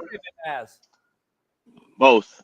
Yeah, right now, like Utah and some other schools. So yeah, I mean, he's young, and we don't know what he's gonna be. He's 6'2" right now. He could be 6'4". He could stay at 6'2". He could, he could be 215 by his senior year. So it's a big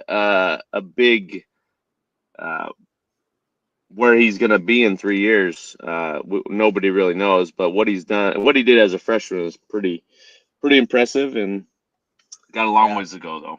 Hey, tell Gage Unc said congratulations, man. Thank you, man. I will. I definitely will. It means a lot. Hey, the Harbaugh Bowl, though, as we discussed, what are you expecting tonight, Shaun? What are you expecting in this game? And the Chargers are clear-cut the best defense in football. I think the Eagles may be the second in line right now. Where are you at with this game? And that defense travels, as we know. I think that defense is going to show I think what people have been doing the last few weeks, and I think they got to run Derrick Henry more than they have the last 3 or 4 weeks. But that defense travels. I think that defense is going to show you that Lamar just is not a great passer, and I think Lamar on the other side of the Ravens' defensive side are going to have some problems in the secondary defending Herbert. So where you at? I want to figure out what happened in the second half of Chargers-Bengals. Did the Bengals find something at halftime? Because that second half is the only bad half of football for the Chargers defense this year. They've been lights out. I mean, they've been outstanding. What if I said that Joe Burrow is just the best football player in the NFL this year? I mean, I wouldn't give you a lot of pushback, but what I want to see is schematically, did they show something that Baltimore has picked up on? Because Baltimore has either been great on offense or terrible. They haven't really had a lot of middle-of-the-road games. Either they've been in shootouts or they've been in slogfest. So I kind of want to see, did somebody expose something with schematically what the Chargers are doing, or was it just a bad half of football? Yeah. D-Dub? Yeah. I mean, I expect a high-level, high-competitive football game on both sides. I mean, two of the best coaches that go through situational football, that preach a type of football to be played, right? Play like a Raven with the Chargers, bring that same mentality. You can tell the difference of bringing a leader of men, a winner, a culture builder, a program builder, what the difference is with a program. And we get so fixated on these young guys, and I'm not there are some unique young guys. We're not saying that, but there is truth to be told of just a guy that can get in here and galvanize the team and just lead and inspire and cultivate, and that's done it at every level. So I'm excited for the matchup. I hope that the Ravens just do what they do and play within themselves and play through the run game, whether that's Lamar running or just the actual run game to set up the pass. I don't want them to go with 4 wide receivers and just air it out. I think that plays into the Chargers' hands, especially with that pass rush and the way they play defense with Jesse Minter at coordinating. He knows how to stop the pass. Now, on the flip side, to Shaun's point, which is a great point, I honestly think as a safety, and you get engaged with elite quarterbacks that they just find a rhythm and they get on a heater, and there's really nothing you can do about it. And I think that's what happened in the second half. Their season was on the line, and Burrow was like, hey, we got to air it out every play. And, defenses, if you're not built like, gosh, the Eagles last night, their front four can just go coverage and play games, and their front can get after the quarterback, it becomes difficult for a defense to just stop an elite quarterback that's in rhythm and on a heater. And I think that's what it was. I think it was an outlier per se because they dominated that first half, but I could be totally wrong as well. Yeah, it's going to be interesting. I think they got to run the football, Derrick Henry, and you're going to see more guys in the box, and Lamar's going to have to throw it over the top like he did years ago when they had Hollywood Brown, Shaun, and he actually made you pay. I just don't know if Bateman's the guy, Zay Flowers is, but can he be accurate versus, zero Chargers decide to do so with that front seven getting after the QB like the Chargers do. I don't know if there's a lot of success to be had out there tonight for Baltimore on offense. I really don't. I think the Chargers are going to actually pull away from this game. That's just my personal opinion. Let me ask you a question, JB, because I never really thought about this. Are they just saving Henry? Because he's been extremely productive, but they haven't overloaded him from a carry standpoint. And here's what I mean by that.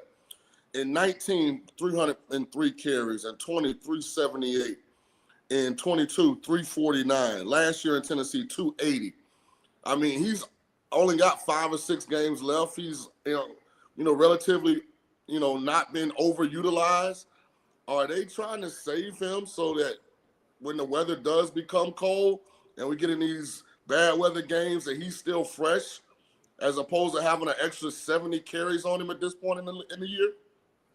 E-Dub, I want to throw that at you because you played there. The only issue I have against that is this is when Lamar struggles is when in the playoffs. And now you're going to play playoff ball, meaning put it on Lamar right now more than you have to is where I think that is set up for failure. Because in the playoffs, it's going to go back to Lamar running double and triple option, throwing the football over the cover zero top, because we're going to load the box to stop Derrick Henry. I don't know if you should have put it on him this early if what you say is true, E-Dub. I mean, that is a great point. When I first got to Baltimore, my 10th year, it was the first time I didn't have to play those teams. And going into my 12th year in the NFL, that was the first time that I didn't have to practice on Wednesdays because of my age and trying to keep me fresh. So they are considerate of that, and I know that's definitely on their mind. So that is a great point to bring up. I don't necessarily think that per se. I think Monken kind of gets in his own head at times with not giving him the ball as much as they should. But on the flip side, I do think they want to have him on a pitch count so he's strong in December and January. I mean, that's a great point. Are they shoe-in? No, that's what I was gonna say. They're 7-4 right now. They got to win and to make sure they get in the playoffs, and the division's still out there. So I think from here on out, you're gonna go balls to the wall and try to win every game, so they can get in and try to have some home playoff games. Let's transition real quick for I'm gonna say our Rams. Our Rams last night. Because they look good at sometimes, and then they just can't stop the run, obviously. But Matthew Stafford to me is still the top ball spinner in the football. I just want to. Is this team just couldn't recover from being so injury riddled early in the season? Is this just what they are? Even though they're still in the playoff hunt because the NFC West is so bad or average. They're fine. The lost them game was 2nd-1, and they got the penalty in the third quarter I got to ask you both. I think it's absolute. All right, Shaun, you got to run. Yep. Hey, Shaun, before you bounce, let me ask you this. I thought it was absolute horseshit last night that Sirianni gets to renege like the game of spades. 100%. Go from 4th 100%. down to 3rd down. I thought 4th that was and 3 to 3rd and 13. That was whack. Like, when does that happen? Never. I'll be honest with you. I think I had fell asleep. I was so footballed out. So, Shaun. I was tired. Hey, Shaun, here's real quick before you bounce. This is what happened. The Rams got a penalty on a ball. 3rd and 3. It was incomplete. So it would have been 4th and 3, down 14. They said decline. Then they saw the Rams lining up to go for it, which they had the offense out there. Then he went out on the field and said, "No, we want to accept the penalty." Oh, and they let him change it. Yes. Yes. Work, man. Wow. Hey, Shaun, I know you got to take the kid to school, man. I appreciate you. I'll see you next week. Happy Thanksgiving. Yep. All right, too, Shaun. Great seeing you, brother. Hey, E-Dub, y'all still playing? No, we lost in the quarters, unfortunately. But congrats great season for us. Yep, thank you, babe. All right, E-Dub, real quick, last night's game, I thought that was a crazy call. We saw some other crazy calls. Are the Eagles becoming like the Chiefs right now? They're getting a lot of calls last few weeks. Where you at with this Eagles team? Are they just a gauntlet that the Rams ran into last night? Are they the serious Detroit Lion contender in the NFC right now? It looks like a 2-horse race. Are the Packers serious? Can they be contenders? And then the Vikings still sitting at 9-2. Nobody's talking about. Are those the teams though in the NFC, or is it just a 2-man race with the Eagles and the Lions?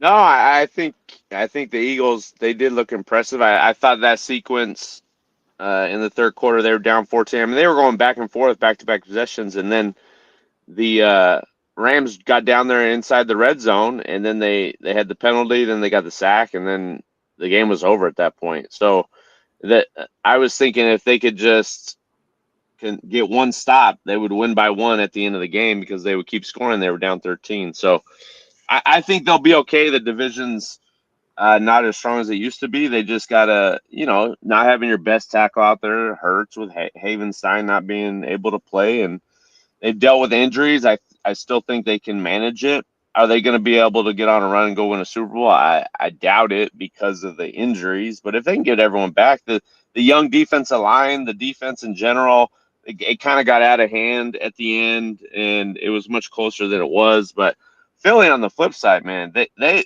look like when Baltimore is humming, it's Baltimore-esque, where they play great. They have the number 1 defense in the league, and they're running they're playing through the run game. Look at how many times Hurts put the ball in jeopardy last night.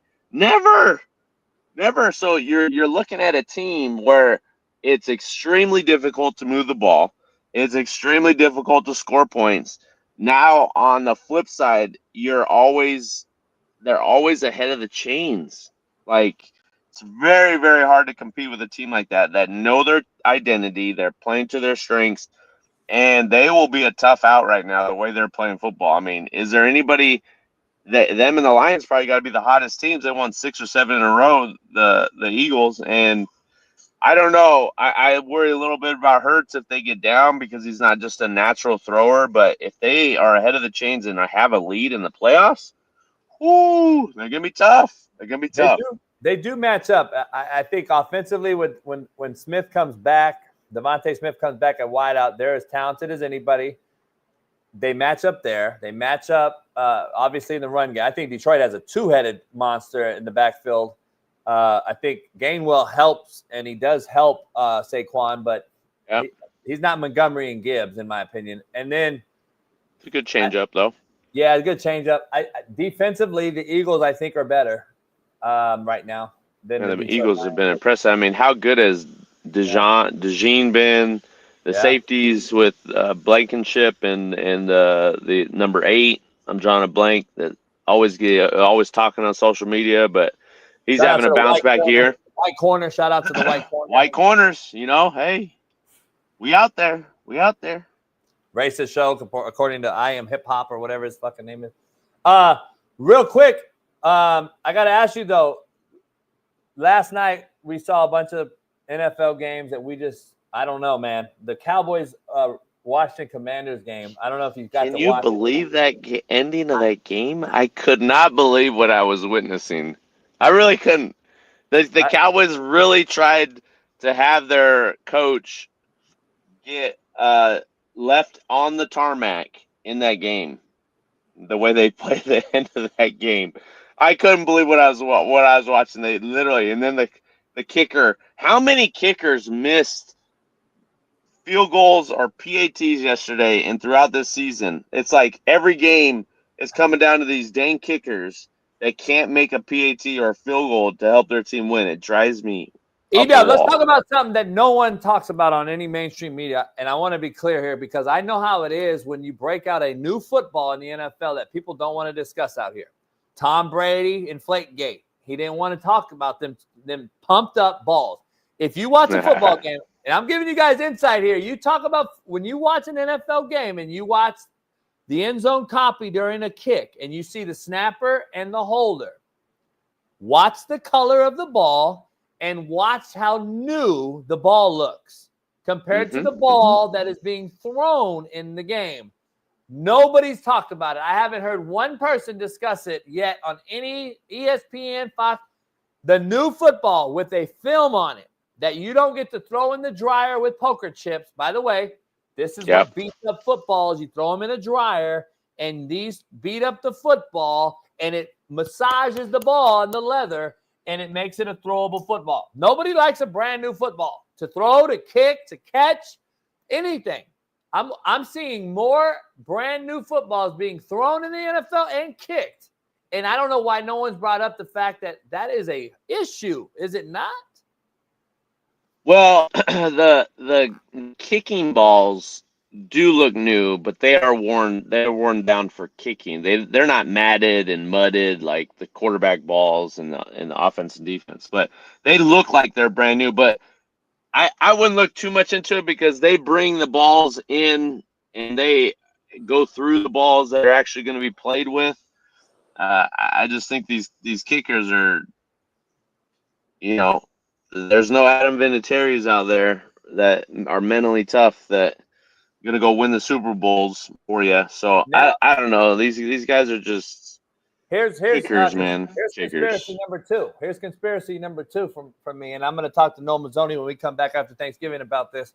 And I was watching football, and I'm sitting there with my coach in mind. I'm like, everyone talks about how bad offensive line has gotten. College, NFL, high school, etc. O-line's bad and blah, blah, blah. Well, it's easy to teach see-ball, hit ball. Weddle and I know what I'm talking about. On defense, if you just teach pursuit and angles and getting a freak of nature at 5 technique and going to speed rush a guy, and then you get a bunch of transfer O-linemen that needs to understand how 5 guys work together, it is easy to be great on defense quicker than it is on offense. Really, really simple. That's been since I was a little kid. That's nothing new or mind-boggling.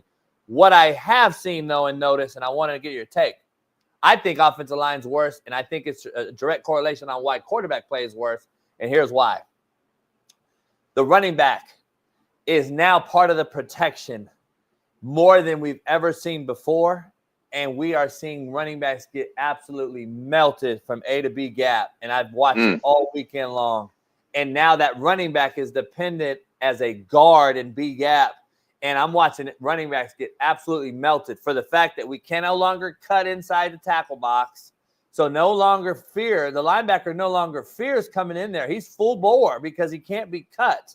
And I haven't heard anybody talk about the fact we saw Kyron Williams last night get absolutely melted into the Stafford's lap because it's head-to-head now with a linebacker going full speed and a back from 6 yards deep having to meet him in a gap.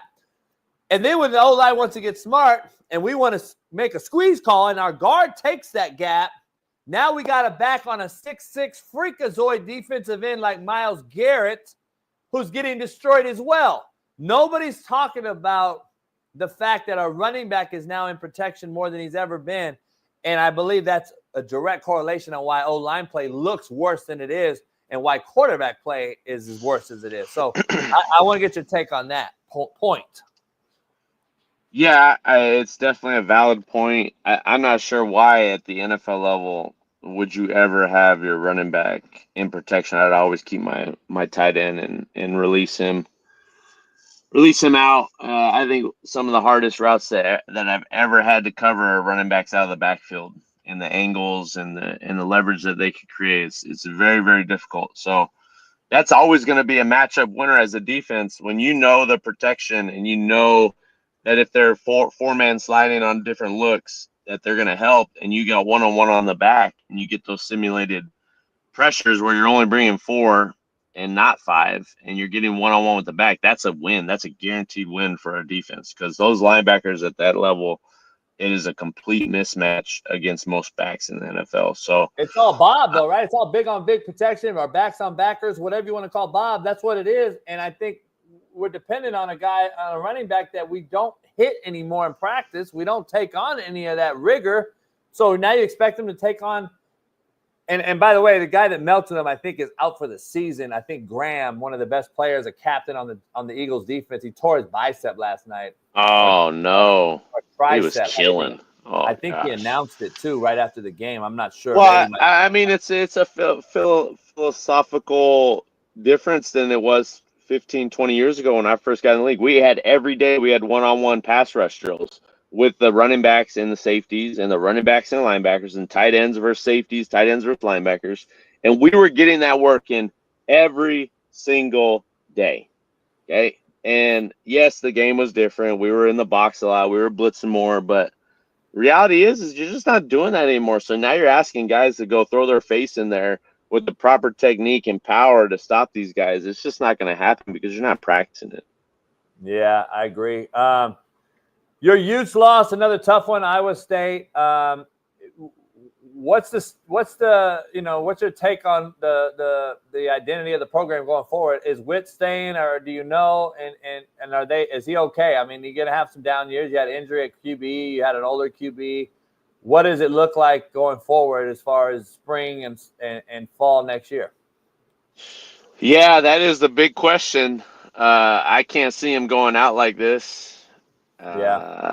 But man, to be on your 6th quarterback of the season, 6th quarterback. I've never seen something like this before. My last year, it's real unfortunate, but that's football, that's life. Yeah, it is. It is. It's crazy when you talk about O-line play and defensively. In his last press conference, he brought up the scenario of dumbing down the offense and defense for the way the landscape is with the portal kids being able to come in, and in 3 months they're able to learn the system. Or even if you get them in the summer, you got 6 weeks. You have to have it pared down. You can't have these sophisticated defense and offensive schemes anymore. It's got to be line up, inside zone, RPOs, and a couple concepts that you can run because these guys don't have enough time to learn it, or they don't want to learn it, and the coaches aren't enforcing it and keeping that standard. I'm talking in general now. And that's why you're seeing the same, like I was watching Modern Day and Centennial, and it's the same. You get athlete on athlete, you run inside zone, and you run quick game or shot plays. Where is the scheme? Where are the motions? Where is the trying to ID? Where is you're just it's not like fun football to watch. And it's not. You're seeing it at every level. But when you're in that situation, what else is there to do? For me, my position and stance would be that I'm going to get the guys to learn it so we can give ourselves a schematic advantage, because you're not always going to have the best athletes on the field. Yeah. Let's get you out of here, man. We'll end it real quick. Hell yeah, hell no. While you're sitting there parked. Hell yeah, hell no, man. Brought to you by BetUS. Head on over there today. Use my promo code CoachJB. E-Dub Steelers are the best team in the AFC. Hell yeah, hell no.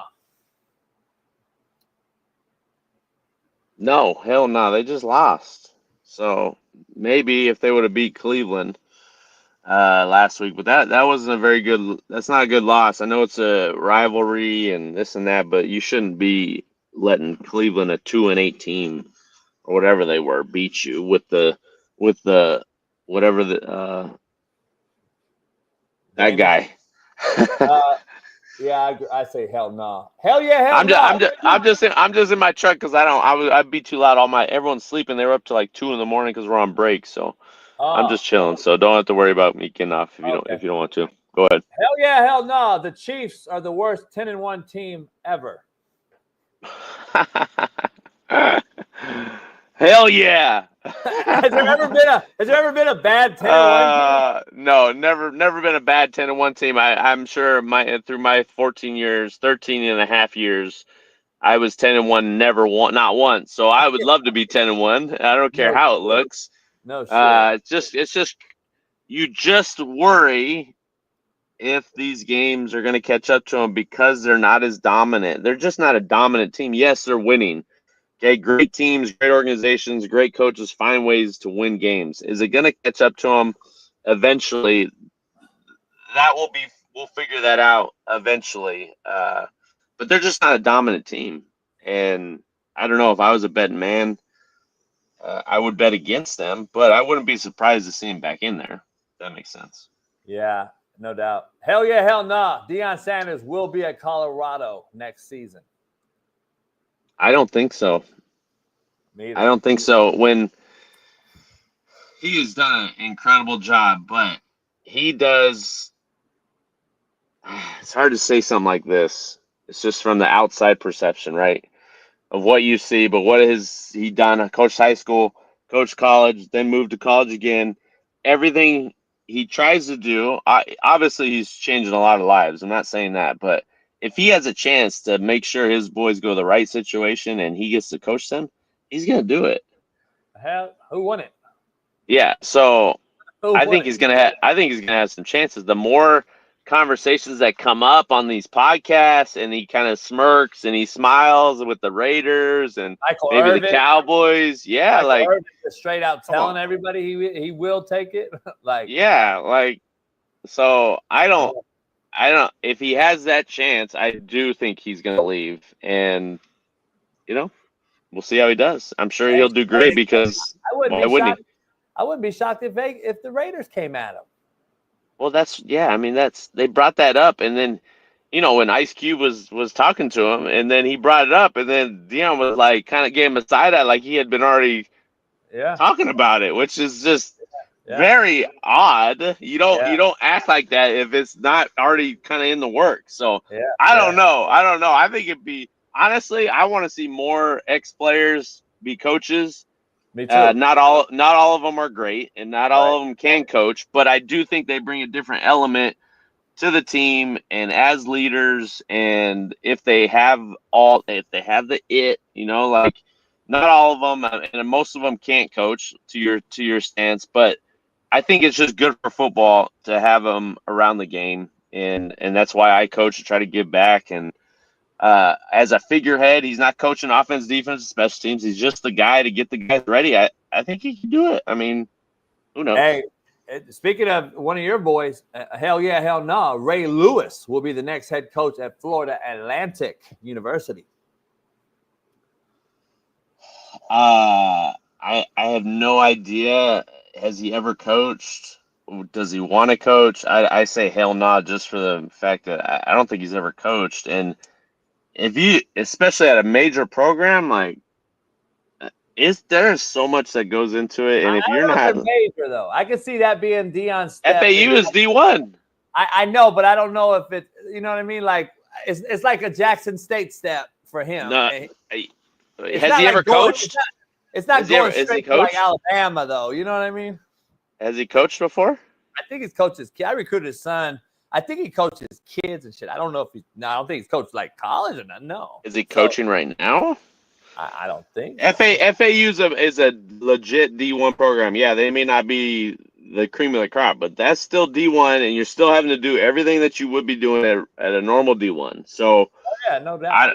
I don't know. I would say I would say hell not just for that. I don't think he's ready for that or wants it. But it's like the stepping stone, like Willie Taggart, Lane Kiffin. Everybody goes there and then gets a big job. So seriously. I don't know. At least Ed Reed's coached, so I don't know. We'll see. I'll say hell. I'm going to say hell nah, but I wouldn't be shocked. Hell yeah, hell no, real quick before you get out of here. The Seahawks will win the NFC West. I hate to burn. I know you got to think on this one. Bailey's back there fist pumping. He's a Seattle native. It's hard, isn't it? But they look good last night. They put up 16 points. Hey, your guy's the head coach, man. The defense did play well, but it's the Cardinals, and I say hell nah. I'm not putting my faith in Geno Smith. I'm sorry. Not won back-to-back games this year. The Niners. Did you see Geno Smith at the end of that game? The back-to-back picks, and just throwing that ball up like nah. What is he doing in the red zone? What the hell is he doing? I don't know. It is what it is. What are you doing for Thanksgiving? I got my parents coming down. My mother-in-law might be coming down from southern Utah, and then any of the boys that don't have anywhere to go, they come over to the crib. You, same thing. Right. You gonna go there, or you going to Scottsdale? No, I was gonna go to Pat's. I was trying, but I'm gonna have my mom. I think she's not feeling well. I'm gonna have her, and then invite everybody over, man. Whoever's not buddies that don't have a family or something. I'm gonna cook it up. You know that. I'm gonna. Yeah. What's the go-to dish for Coach JB? What do you have to have on Thanksgiving? Well, whether it's your mom. I deep fry a turkey, and then I bake a turkey separate ways. I use crab boil though, so I get that Cajun type of rub on it. And then I'm gonna do. I bought a big steam. I don't know if you saw my big new toy, a big steam pot. I'm gonna do a full crab boil. I did. I saw that. I love that. Crab boil. I'm gonna do a big crab boil this week. This Thanksgiving, and then I make the best sweet potatoes ever. Oof. I truly believe. Brown sugar, honey, molasses. Do you melt some marshmallows on top? Oh yeah, okay. Got to. At the very end. My mom does that. That's the one request I have is bring that down. Make sure you doctor it up the way you know how to. Extra brown sugar, extra all that goodies with that. Hey, but Saturday we'll be back for Football Palooza, and hopefully E-Dub stops by and tries to take some people's money on the poker table. Oh yeah, you don't want me on that poker table because you know I'm the best one out there. So I do. I need to come up. I don't think I have anything this weekend. Finally, so yeah, let me know. At some point I'm gonna be up there, no doubt about it. I bet. All love, man. Appreciate you, and tell the fam. Of course, glad to have you back, man. We back. We back, baby. Hey, congrats to Gage. Let him know, and then tell the fam happy Thanksgiving, and we'll see you next week. You got it, bro. Happy Thanksgiving to everyone. Enjoy the week, my man. All right, brother. Peace. E-Dub, Eric Weddle, Monday. Shout out to everybody in the chat today on this Merciless Monday. Real quick, I want to be clear here. Also, I want to go back to this fucking bitch boy, I Am Hip Hop, real quick, because this will be the last time I mention the kid or the guy. I want to give you a little context on a backstory. This guy's name and started out covering Last Chance U. That's all he did. He doesn't like me from a long time ago because I filed a restraining order to sue his bitch ass because he said I had 8 felonies and I was charged with them and convicted. Well, he lied, so I threw a little fucking lawyer threw a little something at him. He was Flimlo Raps, a bitch-made motherfucker that did Last Chance U videos who blew up on YouTube years ago. And that's who he is. And he's a bitch. And I didn't invite him, but Last Chance U brought him to Indy when we played. And he would stay away from me. He didn't want nothing to do with me. I told my boss, I said, get rid of this bitch ass motherfucker. I don't want him around our campus. All he did was talk shit on Last Chance U about Last Chance U. So this is who he is. I want to be clear on who he is and why he wants to try to take shots at me. So apparently he found out I was talking shit about him this show, and he started to do a live this morning. And then he started deleting shit because he got called out on Twitter because I fucking called his bitch ass out on Twitter. And he's a fucking clown. So I'm just throwing that out there. And that's who he is. So there's the backstory to it all. So there you go. Shout out to everybody. Hey, man, appreciate everybody joining the show today. And let the haters hate. It is what it is. And somebody's saying that's not Flimlo Raps, but apparently I'm hearing it is Flimlo Raps. So we'll see if it is or not. I don't give a fuck. I don't give a fuck if it is or it isn't him. But Flimlo Raps' channel has not done anything in years on YouTube. He went to this channel, from what I was told. But maybe I'm wrong. I don't know. I don't give a fuck either. Both of them are bitches. How about that? How about both of them are bitches? Hey, shout out to all you guys. New members, shout out to all you. And appreciate you. And, hey, man, we'll see you on the other side. Enjoy the week. And we will see you next Monday. Enjoy holidays. Enjoy Thanksgiving if you guys are traveling. I'll be doing a lot of shit this week as far as getting this shit tightened down. And Bailey and I working behind the scenes. Smitty will be back here. We'll get back, and we're going to get to this revamp of the show. We got a new intro video being made. We got a bunch of new things. So we're going to revamp the second part of this football season as we get closer to the Super Bowl and college football playoff. So shout out to all you guys. But shout out to Bailey for being here, sticking through it. Smitty will be back. And go check out 060 Pod with Matt and Bailey later on today. And go on over to CoachJBStore.com. Look at this new fresh merch we got cracking. So happy Thanksgiving to all you guys, dick riders and all. Appreciate you.